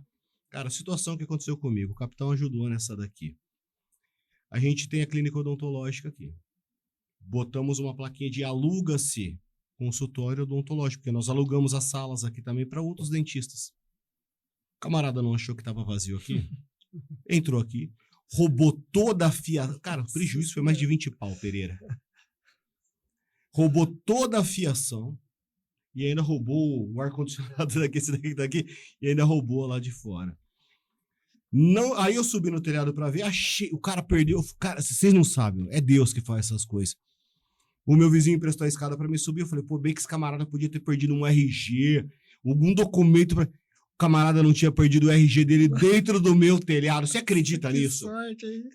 O camarada perdeu. Azar e sorte ao mesmo tempo, né? Não, aí eu tirei a foto, mandei pro capitão, né? Eu falei, pô, você vê esses caras aí pela região, foi o cara que me roubou aqui. Não contente, o camarada voltou no dia seguinte. Aí o polícia daqui da frente viu, me ligou, ele falou, já liguei o 90 já, os caras estão vindo. E aí, mais uma vez, deixar meus parabéns pro Escaramuza, né? Caramoso. E a soldado Ellen conseguiram pegar os caras ali embaixo, né? E a hora que eu tava chegando, esse meu vizinho me ligou, falou, ó, pegaram já, os caras tá aqui, eu tô aqui acompanhando. Cara, eu já vou chegar butinando todo mundo que já tava por aqui. E era uma situação de rua. É isso que eu ia falar pra você. A hora que eu cheguei, eu olhei, a droga já tinha acabado com esse cara. Meu, que situação, assim. Os caras tinham a minha idade. Os caras tinham a minha idade, Pereira. 40 e poucos anos. E eu olhei assim, cara, derrubado, destruído, sem dente, a pele, uma cor opaca, feia. Falei, beleza. Vamos lá, fizemos uma ocorrência. Vai querer flagrante? Vai, flagrante, filho. Vamos lá, fizemos um flagrante. Cara, eu fiquei aqui até 3 horas da tarde. Aí o delegado pediu, ainda pediu pra uma viatura ficar aqui guardando, porque ele queria fazer perícia. Eu falei, putz, não, o cara vai enquadrar esses caras direitinho. Os caras foram presos, tá? Os dois foram presos. Um, inclusive, tinha dado o nome do irmão na ocorrência, não era, deu uma rola lá. E aí, o dia que teve audiência, né, foi videoconferência, né? A hora que eu não reconheci o cara, meu. Pô, tava bonito, gordo. O pai falou, pô, cadeia recupera também, mano. E aí nós pagamos 2 vezes, porque nós pagamos a polícia para prender, depois a gente paga a estadia dos caras lá, assim, é uma situação bem complexa. Aí o alerta que eu mandei nos grupos de amigos, gente, não coloca placa de aluga-se no seu estabelecimento comercial. Vocês passam esse tipo de orientação também para os clientes de vocês aí na parte de monitoramento? Então, uma das coisas que acontece muito é o seguinte, Rapidinho. quando eles... Minha mulher, dessa vez, não tinha ficado com o coração peludo, tá? Eu vou contar o que fez ela ficar com o coração peludo. No nosso caso, lá que acontece, quando eles observam, por exemplo, eu tenho vários amigos que às vezes estão fazendo obra, alguma coisa. Uma das coisas que eu sempre sugiro para ele é o seguinte, sabe a bengala onde sai o fio? Eu falo, coloca espuma expansiva, tá? Por quê? Porque se coloca o fio num dia, no outro dia o fio some. Entendeu? Então, se você coloca a espuma expansiva, ela expande e trava o fio ali dentro. Então, ele não consegue remover o fio, tá? Isso é uma das situações. Tem um amigo meu, inclusive, que... O capitão acho que vai lembrar dessa questão do Fábio até, né? Da casa dele. E ele estava fazendo uma obra na área central, na parte do terminal ali, um pouco para baixo do terminal, ele tem uma obra lá. E ele me ligou e falou, pô, me ajuda aqui, que tá tendo um problema aqui. Mas o que tá acontecendo? Falou, pô, tem um cara que pula aqui, ele vem, tudo bem, se ele tomasse banho e fosse embora, acabou. Situação de rua. O que ele fazia? Ele pulava lá, tá? Tomava banho e zoava tudo. Deixava tudo ruim, chuveiro aberto, imundava a área da casa. Até que a gente conversando, falou, vamos ver se um dia você veio aqui. Um dia a menina ligou, falou, ele tá aqui agora, acabou de chegar. A sorte é que a gente fez contato, fez um 90, né? O pessoal conseguiu chegar lá, até foi a pessoa da cavalaria que abordou ele, colocou ele na parede lá, e aí conversaram com ele, falou, olha, não volta mais aqui, você tá dando problema, porque meu amigo não queria nem fazer BO contra ele, porque o dano era muito pequeno, mas qual que é o problema? O que a gente diz? Mais uma vez voltamos nessa questão, que assim, se esse indivíduo tivesse uma estrutura, se ele tivesse onde tomar banho, vamos pensar assim, se ele tivesse tudo isso à disposição dele, de repente cadastrado com o carrinho dele, será que eu estaria onerando a força de segurança pública, no caso a polícia, por exemplo, para ir até ali e tomar qualquer providência com aquilo? Não. Por exemplo, você falou assim de a plaquinha de aluga-se. Não só a plaquinha de aluga-se, como eu te disse, hoje para você fazer um toldo, você vai gastar aí na casa de R$1.500, R$2.000. Isso tá barato, tá? Isso, Agora você pensa, por causa de uma chapinha de alumínio, você perde o toldo. Por exemplo, um amigo meu veio para mim e falou, e agora, o que eu faço com o meu toldo? Eu falei, posso te dar uma sugestão? Ele falou, pode. Compra um tubo de PVC e põe ali um tubo de PVC. Sabe por quê? Porque ele tira aquilo. Tá? Por quê? Ele falou assim, pô, mas eu vou ter que fazer isso. Eu falei, viu, se você pôr outro alumínio, você vai chamar uma empresa especializada, você vai colocar o alumínio de novo e ele vai subir de novo. Então, assim, você lembra as torneiras de bronze? Lembro. Tá? Você viu o tanto de problema que tinha. Então, o que o indivíduo faz? Ele desrosqueia a torneira de bronze. Tanto é que chegou no nível que qualquer um que me pergunta, tá fazendo obra, que torneira que eu coloco? Eu falo, coloca de plástico. Porque a de plástico não vale tem nada. valor. Os hidrômetros estão sendo substituídos por plástico para evitar o furto. Gente, o problema da segurança pública, assim, você acha que a população em situação de rua, ela é uma consequência de drogas, lares desestruturados, como você viu, tá? E outros problemas de segurança pública, pessoas que se escondem no meio, vocês devem encontrar nego procurado no meio, ó. Duca, tem procurado no meio, tem de tudo no meio, tem muito procurado, sim. Duca, as pessoas têm que compreender que as pessoas em situação de rua, ela não é uma questão municipal, não é uma questão somente estadual nem nacional. As pessoas em situação de rua são um problema mundial. Hoje, o maior contingente de pessoas em situação de rua está nos Estados Unidos, Sim. que é um país rico, que é um país estruturado. Então, a gente tem... Esse é um fenômeno mundial. Agora, cada região... Mais um. Não é... Muito obrigado. Obrigado. Agora, cada região, ela tem que ter uma política assertiva e, como é que eu posso dizer, adaptada ao seu contexto. Veja que na Noruega tinha o seu grande contingente de população de rua também, né? E lá eles pegaram uma região, construíram casas, abrigaram essas pessoas, fizeram uma política de redução de danos, ou seja, o próprio governo foi controlando paulatinamente as drogas que eles utilizavam, né? E dessa forma eles conseguiram diminuir. Então, foi uma política para eles. Agora, nós estamos num país continental. Obviamente que tudo é mais difícil. Agora, aquele município, aquela cidade que tiver uma política, primeiramente, de combate à criminalidade, de combate às drogas mais rigorosa, fatalmente vai diminuir o contingente de pessoas em situação de rua. Por quê? Essas pessoas vão migrar. Agora, é muito mais fácil um município pequeno fazer uma política coercitiva como essa do que um grande município como Campinas, com milhões de pessoas, fora toda a região metropolitana, ou como, por exemplo, a cidade de São Paulo. Então, aquele que tiver uma política pública de segurança mais forte no combate às drogas também, e uma política pública voltada às pessoas mais assertiva, mais técnica, ele vai colher os frutos. Não vai acabar, mas vai deixar a situação controlável. E a gente, no futuro, a gente tende a uma coisa que muitas pessoas não estão observando e que vai atingir ainda mais o número de pessoas em situação de rua na cidade de Campinas. O trem intercidades. Então, quanto mais fácil for a locomoção, a mobilidade deles, mais facilmente eles vão migrar para lugares mais interessantes para eles. E o que a gente pode observar na prática que a gente fez na nossa pesquisa? Os grandes prejudicados vão ser as grandes cidades. Então, no trem intercidades, Campinas, Jundiaí, São Paulo, fatalmente vai ter uma migração muito maior de pessoas em situação de rua para São Paulo, primeiro, Campinas e depois Jundiaí. Por quê? Porque a grande cidade ela tem muito mais estrutura que a pequena. E é muito mais difícil também de você combater o delito ou direcionar política pública. Então, isso é algo que a segurança pública já deveria estar pensando. Como controlar essa situação? Ou será possível controlar? Porque a gente tem uma legislação extremamente favorável a eles. Vou impedir eles de virem? Não pode. Eu vejo alguns prefeitos que até fazem vídeo com essa situação. Santa Catarina é um caso. Agora, de fato, é algo que não pode. Eu não posso construir embaixo de uma ponte uma arquitetura hostil que impeça essas pessoas de ficarem lá. Eu não posso construir um banco que impeça essas pessoas de dormirem lá. Entendeu? Então, o poder público também ele tem uma dificuldade legislativa muito grande para controlar essa situação e contornar essa situação. Você falou uma coisa, eu vou perguntar para você se é verdade, tá? Municípios estão levando seus moradores de rua para outros municípios e largando lá, que nem, por exemplo, as cidades aqui ao redor de Campinas estão trazendo moradores de rua para cá? Duca, essa é uma pergunta e isso foi apontado na nossa pesquisa. Tem muitas histórias, muita gente conta, muita gente do centro.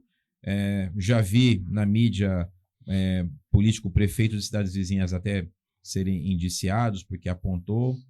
Agora, de todas essas pessoas que nós entrevistamos, absolutamente nenhuma foi deixada em Campinas de maneira Nessa forçada. condição. Vieram voluntariamente porque eles se comunicam, eles são uma comunidade. Pela estrutura, eles gostam da estrutura da cidade, gostam do tratamento das pessoas, né? O tráfico também facilita tudo isso daí. Então, Campinas é uma região muito auspiciosa para eles e eles acabam vindo naturalmente. Outro levantamento que nós fizemos, não existe absolutamente nenhum registro, né, da polícia de qualquer prefeitura deixando essas pessoas aqui. Nos últimos anos, com todas as câmeras que a gente tem, com toda essa dificuldade, eu acho muito difícil que um prefeito ia arriscar o seu mandato e deixar essas pessoas aqui. Então é meio A gente vê, lento isso, né? a gente vê uma história dispersa ou outra, né? Com certeza deve ter acontecido. Agora, não é algo costumeiro como se fala. Tá? Eu sei que muita gente vai rechaçar isso que eu tô falando, mas é que os dados é o que os dados Isso daí falam. me lembrou aquela cena quando eles estão fazendo a mancha criminal no filme Tropa de Elite, né? Pega o corpo daqui, joga na área Joga do lá. outro, joga na área do outro. Me Agora, lembrou de Duca, cada um querendo limpar o seu território, né, cara? Uma pergunta que eu vou te fazer, como você faz o projeto social, Sim. né? Eu quero te fazer uma pergunta. Você vê a solução sem um censo? Eu vou ser bem sincero pra você. Tem que ter um mapeamento. Esse trabalho aqui pode ser o início de tudo. Tem que entender quem são essas pessoas. Sim, concordo com isso daí. Cada um ali necessita de uma solução individual. Não existe uma solução coletiva. Tá? Não dá para dar uma solução coletiva para todo mundo ali. Porque, embora estejamos todos no mesmo mar, enfrentando a mesma tempestade, cada um está num tipo de barquinho ali. Um está numa lancha, outro está num caiaquinho, outro está segurando num tronco ali para não afundar. Cada um tem uma situação diferente aí nesse naufrágio que a gente vive. Eu acredito que existe a possibilidade de recuperação. Você sabe qual que é o meu sonho?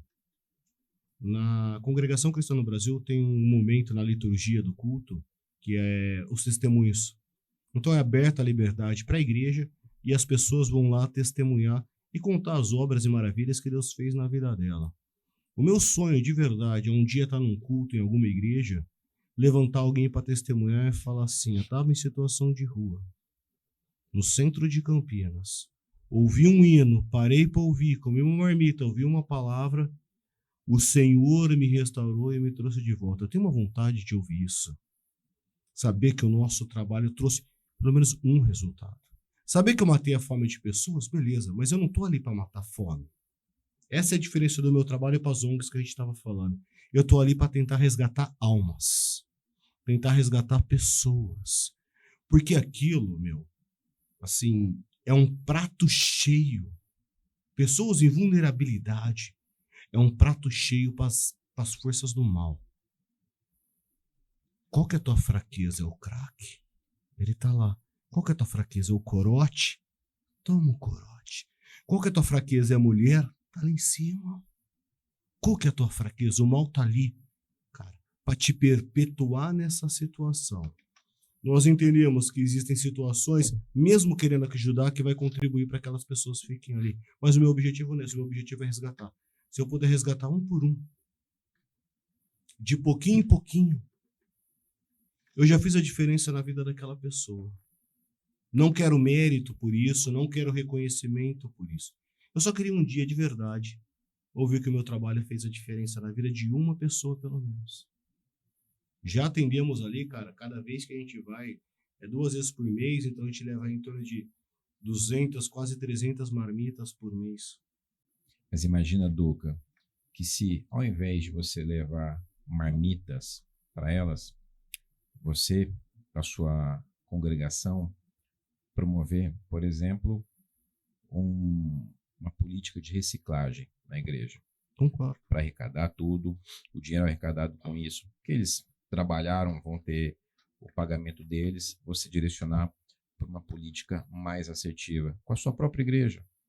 Entendeu?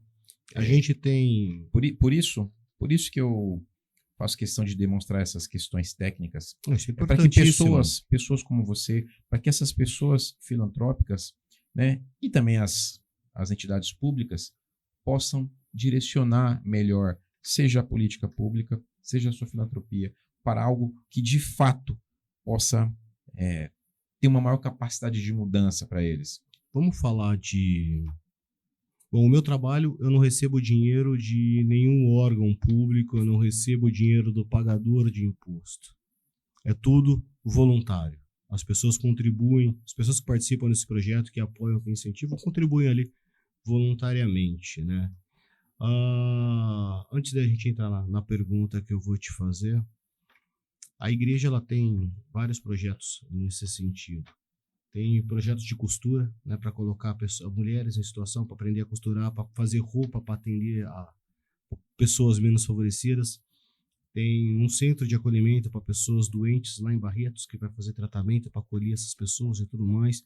Tem uma série de trabalhos que é feito nesse sentido. Mas nós não conseguimos abraçar tudo. E essa responsabilidade social, é difícil falar que não pertence à igreja, porque a igreja acabou assumindo esse papel ao longo da história. Você pega desde a primeira igreja, que é a igreja católica, ela começa a assumir esse papel de caridade, de cuidar dos pobres ao longo da história. E parece que o poder público ele faz assim, ó, toma. Agora a gente vai entrar na pergunta, quando o poder público faz assim, ó, estão ajudando aí? Deixa essa galera fazer que eu tô na minha. Existem políticas e existe ONGs. Você falou que você bateu na porta de muita entidade aí pedindo esse cadastro. Como é que funciona essas N número de ONGs que tem? Porque, cara, tem bastante ONG e tem bastante gente na rua. Como é que funciona isso? Porque, assim, alguém se beneficia disso daí financeiramente, ou não sei, cara, porque é muita ONG por tanto de gente que tem na rua e não resolve o problema. Duca, você citou a Política Nacional de Pessoas em Situação de Rua. A gente tem uma decisão do STF também que trata de pessoas em situação de rua. A DPF, não lembro o número dela, 073. Mas que foi do Alexandre de Moraes.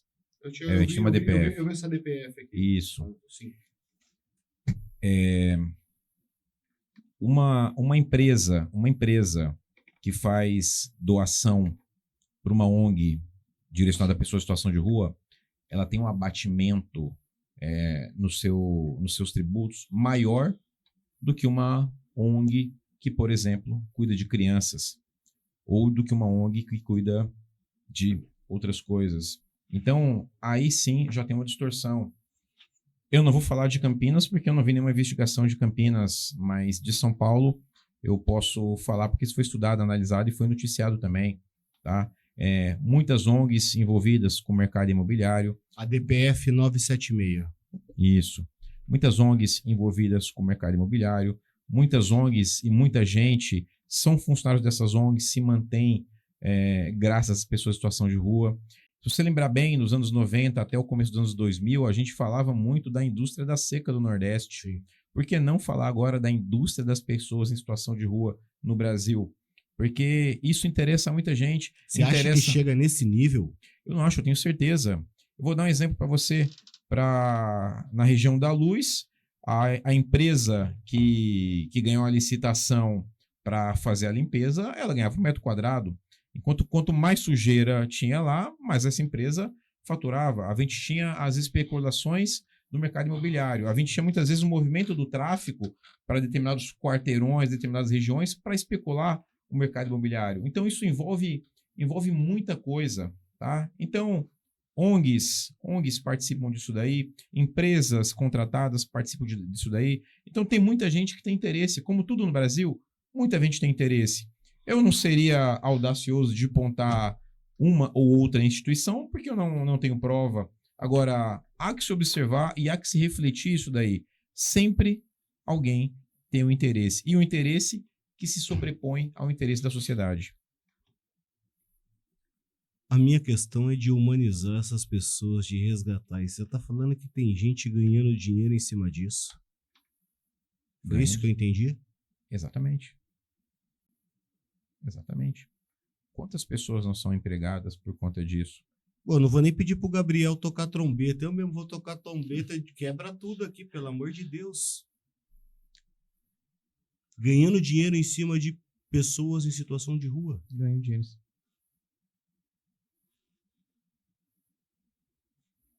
Assim, às vezes eu acho que eu sou, cara, é inocência demais minha. Porque, cara, Duca, é inocência de muita gente. Eu não fico marginalizando essas pessoas que estão lá com você numa condição filantrópica.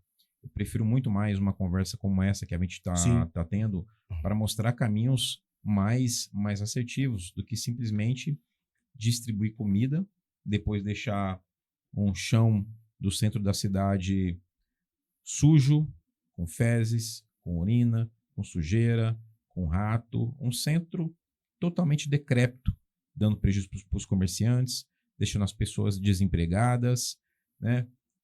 E matando a cidade, porque o centro é o coração da cidade, tá? Então eu acho muito mais assertivo mostrar um caminho técnico, mostrar possibilidades. Eu falei, por exemplo, dessa de reciclagem, mas tem outras que foram propostas nesse mesmo trabalho. E imagine várias pessoas sentando juntas, inclusive as pessoas de segurança pública, e debatendo esse assunto, mas com interesse, com o único objetivo de fato, melhorar a situação dessas pessoas para que elas saiam disso. Porque simplesmente eu dar comida para elas, eu estou mantendo elas nessa condição. Não há, para mim, desculpa, cristianismo nisso, porque eu não estou tirando elas da dificuldade, eu estou mantendo elas na dificuldade, estou mantendo elas no inferno que elas vivem. mas você entendeu a minha esperança? Eu entendi, mas Você entendeu? de todo esse tempo... Existe um bom desejo por trás disso que nós estamos fazendo. Mas de todo esse tempo, Duca, que você fez esse trabalho, quantas pessoas você tirou dessa situação? Efetivamente, não sei. Entendeu? É difícil. Por isso que um cadastro unificado entre as forças de segurança, a política municipal, a política estadual, facilitaria isso. Você ou as pessoas que participam da política, vou citar quais centros, vocês conseguiriam discriminar, essa pessoa saiu, essa pessoa entrou. A gente tem como, com toda a tecnologia que tem hoje, não é possível que a nossa cidade não tenha um cadastro unificado. Não é possível que isso não seja compartilhado com a segurança pública. Quer dizer, possível é, porque não é compartilhado. Entendeu? Então, Duca, a gente pode tomar medidas assertivas. A gente pode reduzir os custos da cidade, que são altos demais. A gente pode revigorar o centro, dar mais empregos no centro, fortalecer economicamente o centro e, principalmente, tirar a maioria dessas pessoas da situação. Bom, você falou para mim que 25% gostaria de voltar para casa. É isso? Sim. 25% gostaria de voltar para casa. Você falou para mim que 48% vem de problemas com drogas. Né? Então você tem a política de combate às drogas, que capenga aí, mas está tendo alguns resultados, a gente está colhendo alguns frutos. Eu vejo um trabalho muito, como que eu posso dizer, com boa vontade por parte das forças policiais. Apesar de tudo que a gente sabe, mas existe uma boa vontade das nossas forças policiais em combater esse tipo de coisa. Então, combatendo as drogas, reduzindo o acesso das pessoas às drogas, não é para quem já está nessa situação. Para gerações futuras, você consegue reduzir? Você consegue voltar pessoas para casas? Lares desestruturados, existem políticas para poder atender nas unidades básicas de saúde, psicólogos e tudo mais. Não é uma coisa que você muda do dia para a noite, né? Se você for nas periferias, qual que é a maior droga das periferias? Crack. Não. Aliás, Aqui, ó, uma dosezinha, 2 dedinhos. Quanto custa hoje uma dose de 51? a gente deixa... Não, você falou muito bem. Das drogas catalogadas aqui, a primeira disparada é o crack, né? Mas logo em seguida, numa margem muito pequena, é o álcool. E a gente esquece e acaba não tendo esse olhar do álcool como droga. Mas todos eles, ou a maioria deles, conforme a sua experiência, você vê que tem um corotinho do lado lá. Deixa eu perguntar uma coisa pra você. Você chegou a questionar o porquê que eles deram a primeira pitada, a primeira tragada? Você chegou a fazer esse tipo de pergunta, não? Não oficialmente, né? Para experimentar, oficialmente não. Esse questionário eu não fiz, não poderia falar cientificamente para você. Posso falar empiricamente para você. Pela experiência ali do pela dia a dia. experiência, amigos, a sociedade, todos nós sentimos a necessidade de nos enturmarmos, o sentimento de pertencer a algum lugar ou a algum grupo. E isso acaba levando as pessoas a usar droga. Experimenta maconha, experimenta cocaína, né? Se essa pessoa emocionalmente não já é estruturada ou a família não é, tá? Nas faculdades a gente tem a utilização também. Então são motivos diversos que levam as pessoas. Mas tecnicamente essa questão eu não fiz. Eu colocaria centenas, fiz 45, né? Então eu chegaria a centenas de perguntas. Não acabaria nunca. Talvez com uma única pergunta, poder fazer uma monografia só das pessoas que recebem Bolsa Família. O que gera isso daí? Mas você vê que uma coisa que eu acho extremamente importante de tudo que a gente está discutindo. Todas as soluções passam pelo censo. Sem o censo, você não tem horizonte. Por exemplo, você faz praticamente 2 anos esse acompanhamento que você falou. Você acabou de falar. Eu não sei quantas pessoas saíram. Não. Então, assim, com um censo, com tem um pessoas cadastro, que eu nunca mais vi lá. Então, mas eu não sei o que agora aconteceu. eu te pergunto, se ela morreu, foi embora, se ela morreu, ela teve um bom atendimento médico, ela voltou para a família, ela se recuperou. Porque, assim, imaginamos aqui, nós 3, conversando aqui, quem vai ver tudo isso que a gente tá falando. Se você tem um número, com essa medida eu consegui 10%, isso funcionou. Devolvendo para a cidade de origem, eu consegui mais 25%. Então, nós estamos dizendo que eu já tirei 35%. Tá? Então, vamos lá. Se você tem 2.000 pessoas em situação de rua em Campinas, certo? Se você faz esse cálculo e fala, eu tirei 35%, você diminuiu para quase 50%, quase a metade. Tá? E aí, quando você entrar nessa outra metade, entra exatamente do que você falou. Deixa eu entender qual é a sua dor. O que eu posso te ajudar? Porque será mesmo, vou fazer uma pergunta, será mesmo que essa pessoa em situação de rua, ela não tá ali por problema financeiro também? Tá? Tinha problema financeiro? Tem. Tem? Tem. Central. Essa Tem sim. 13%. 13%. É uma pergunta. Você vê que a pesquisa foi profunda, Você né? vê, ó, 25%. Você vê 25% que é ir embora. 13% problema financeiro. Então vamos lá. Problema financeiro. Trabalho tem. Viu? Se você consegue encaixar ela num ambiente de trabalho de novo, consegue dar um mínimo para ela, que é um lugar para ela se estabelecer, tá? Isso nem que ela devolva alguma coisa, né? Para ajudar lá a pagar um pequeno aluguel, uma pequena ajuda de custo, certo? Nós estamos falando que só com essa brincadeira nós tiramos, tudo bem que alguns vão retornar, mas vamos dizer, 38% é o número, já que nós temos de cara. Fora que são algumas medidas. Aí vamos pensar agora na medida do... Porque vamos lá, nem todo usuário de entorpecente é morador de rua. Sim. Nós conhecemos vários, né, que vão e voltam e alternam sobre isso. Tem família, todo mundo aqui já ouviu uma história de algum conhecido. Eu fui levar o cara no Cambuí. Então veja, se ele consegue sustentar o vício dele, tá? Com aquilo. A gente sabe que não é o melhor, mas não é melhor ele não estar em situação de rua? Isso já não é positivo? Então vamos lá, tiramos 38%. Suponhamos que conseguimos chegar a 50% dessa população, certo? Aí você vai injetar, porque daí entra muito o que você acabou de dizer, tá? Vamos puxar a religião. Dentro da religião, ele pode conseguir achar uma nova família. Sim. Eu conheço pessoas que utilizavam droga ao extremo e que mudaram a vida, virou religioso, construiu a família e hoje fala, Deus mudou minha vida extremamente. Então a gente sabe que existe uma saída. Não vamos dizer para aquela pessoa que fala assim, eu não acho que existe caso perdido, tá? Eu acho que se a pessoa tem força de vontade, ela bate o pé e quer fazer acontecer, ela vai tentar de alguma forma. Então vamos lá.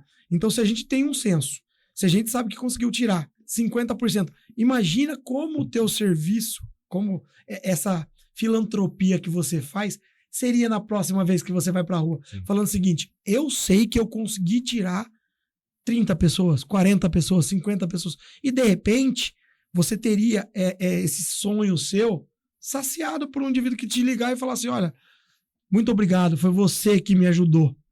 Tá? Eu falo pra você, eu gosto muito de ajudar as pessoas em tudo que eu tô fazendo. Então, vira e mexe, um amigo, obrigado pelo aquilo que você fez pra mim. E por mais que nós somos ser humano, você quer esperar alguém, um voto de gratidão, de obrigado pelo que você fez por mim. A gente espera. A gente fala assim, pô, obrigado, eu espero que Deus me devolva, tal, mas você às vezes quer ouvir uma pessoa chegar ali pra você e falar o seguinte, Duca, obrigado. Olha a pessoa que eu sou. Eu tenho um amigão aí que é muito amigo meu e que fez por mim algumas coisas na minha vida, tá? E o capitão já viu eu agradecer ele, inclusive, por causa disso, porque eu sei que o indivíduo, eu reconheço o quanto ele fez por mim, entendeu? Então, se a gente consegue o senso, então eu não enxergo de verdade. Seria a mesma coisa que você falar assim, eu vou tentar capacitar você em um curso que não tem conteúdo, tá? Didático. Como é que você vai fazer um curso que não existe conteúdo didático? A gente precisa de conteúdo didático, tá? E o que você conseguiu fazer com isso é construir um conteúdo didático. Então, de repente, se as ONGs, ou se a prefeitura, ou se qualquer outra, fala assim, me dá o parâmetro que você fez aí, só para mim tentar entender, tá? O que você fez. E, de repente, começar a aplicar algumas situações. Será mesmo que a gente não tem uma mudança no que está acontecendo nesse atual cenário? Esse foi o objetivo, Ricardo. O objetivo com a pesquisa foi isso. Deixar as nossas decisões mais assertivas e com menos achismo. Cara, achei um número interessante aqui. 35% são de pessoas brancas. E 51% pardo. Isso aí a gente esvazia aquele discurso que a maioria é preto. Sim, não é? Não Eu é. fiquei impressionado. A gente buscou, Duca, tirar qualquer viés. Que a gente sempre quis isso aí, a pureza da pesquisa. Cara, assim, você vai me dar muito trabalho. Cara. Com números fica difícil, né, da gente competir.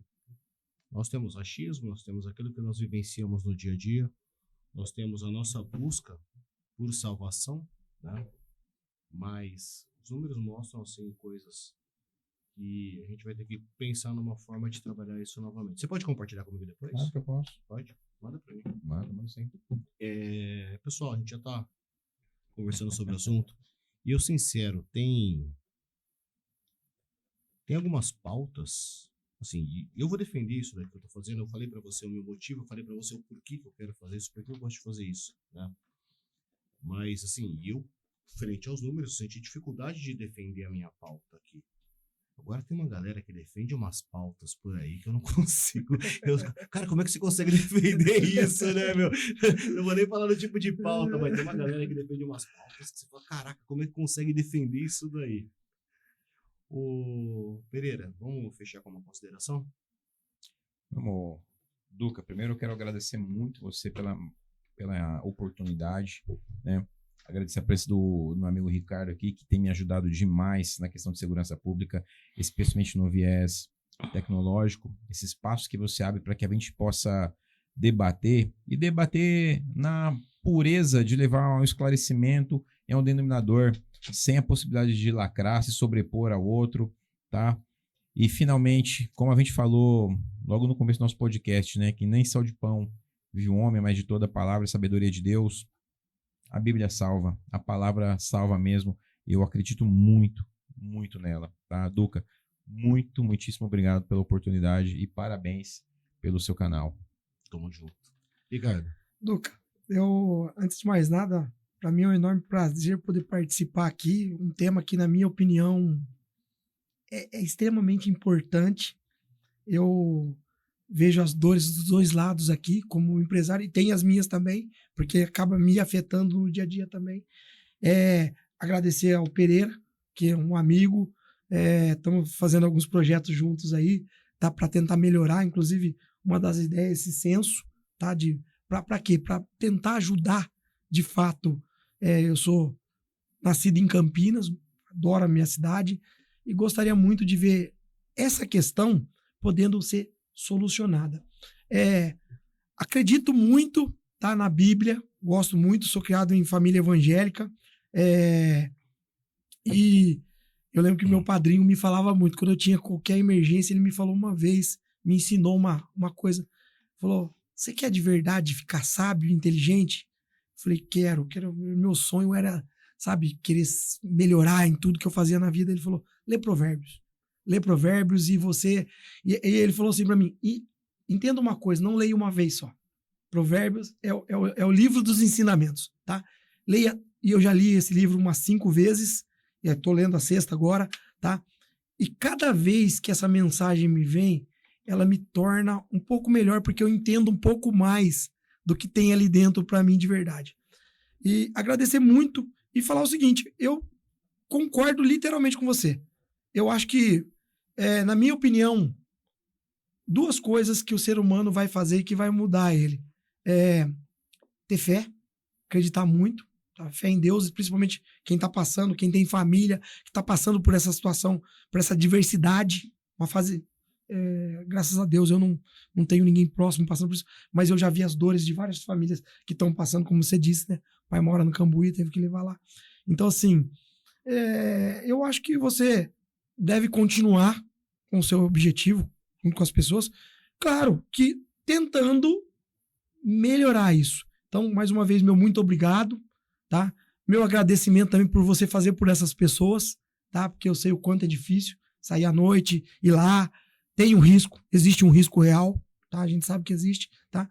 E parabéns pelo trabalho de vocês também aqui, tá? Muito obrigado pelo convite, parabéns pelo canal e só agradecer. Abrindo uma geral para nós aí. Só pra gente colocar aqui, né? Não é só eu, tem um grupo de irmãos que se dedicam a fazer esse trabalho voluntário. É um pessoal que realmente a gente busca resgatar. Não é fácil. Você já me deu várias ideias aqui principalmente nessa parte de mapear a situação. Eu achei interessante isso daí, a gente mapear isso daí. Nós levamos saco de lixo para o fim da festa, tá? Nós levamos saco de lixo, porque essa é uma das preocupações nossa também. Porque eu não quero que o ambiente lá fique sujo, então tem o saco de lixo lá pra gente poder... A gente sabe que o pessoal não tem esse costume, né? Joga ali, aí vai lá, pega. Porque é uma questão de educação. Eu quero parabenizar você pelo trabalho. Tá? Um trabalho ímpar. Eu acho que a gente já tinha conversado sobre isso há um tempo atrás, que você falou que estava fazendo. Não foi do dia para a noite isso daí. Você tem uns 2 anos fazendo esse trabalho? Não, deu 1 ano e pouco. Então, tem um trabalho aí que foi a campo. Eu tive a oportunidade de ver você lá entrevistando o pessoal. Eu vi isso daí acontecer. Então, tipo, não tem achismo aí, né? E a gente sabe que a nossa polícia militar é muito honrada. Policiais valentes aí trabalhando, pessoas que se dedicam em prol de terceiros, né? Policial militar, eu falo que uma situação de emergência pra gente é uma segunda-feira pra eles, né? Vai ver várias coisas diferentes. Sai de casa sem saber o que vai encontrar, né? Eu admiro vocês por isso aí, pessoal das forças de segurança pública, porque não é um trabalho fácil, né? A gente vê o estado de São Paulo hoje tá tranquilo por conta de um trabalho que vocês fizeram, mas tem estados aí que você, cara, é terrível, você não consegue andar na rua, né? Você vê no Nordeste o crime dominando cidades inteiras. As pequenas cidades que tem no Nordeste, o crime já dominando e mandando. Nem prefeito manda mais na cidade, né? A gente vê o bom trabalho que vocês têm feito por aqui, apesar de tudo. Quando a gente fala apesar de tudo, a gente sabe que é o tudo que acontece no nosso país. Não vale ficar falando isso daí. O meu trabalho não é para romantizar a rua de forma alguma. O meu trabalho é para procurar resgatar almas. E eu vou me estruturar melhor em cima desses dados que você passou aí. Vamos procurar uma estratégia mais assertiva Por isso que é sempre bom conversar, é sempre bom aprender. As más conversações corrompem os bons costumes, mas as boas conversações edificam. E a gente vai aprendendo e vai trabalhando isso daí. Gente, que Deus abençoe vocês dois. Obrigado. Que a gente Deus possa abençoe. ter Todos nós. uma outra oportunidade. Mateus, Deus abençoe também. Obrigado, filho, por estar aqui com a gente. E que a gente possa ter outras oportunidades de conversar, quem sabe voltar para falar de segurança pública apenas, falar dar dicas para o pessoal aí de como se comportar, entrar em casa, sair de casa, desmistificar algumas lendas, que nem o caso do leva mendigo pra lá, traz mendigo pra cá e tá. Desmistificar algumas lendas, né? O motorista do Uber que espirra o negocinho e faz todo mundo apagar no carro, até ele, né, coitado. Desmistificar algumas coisas, trazer isso daí, tirar do cotidiano. Eu acho que a gente vai agregar valor. Pessoal de casa, Deus abençoe a todos que Muito acompanharam obrigado, até Deus aqui. abençoe todo mundo. Obrigado. E não esqueça, Café Ceribelli tá aí pra manter acordado, hein? Tamo junto. Até mais. Tchau, tchau. Deus abençoe.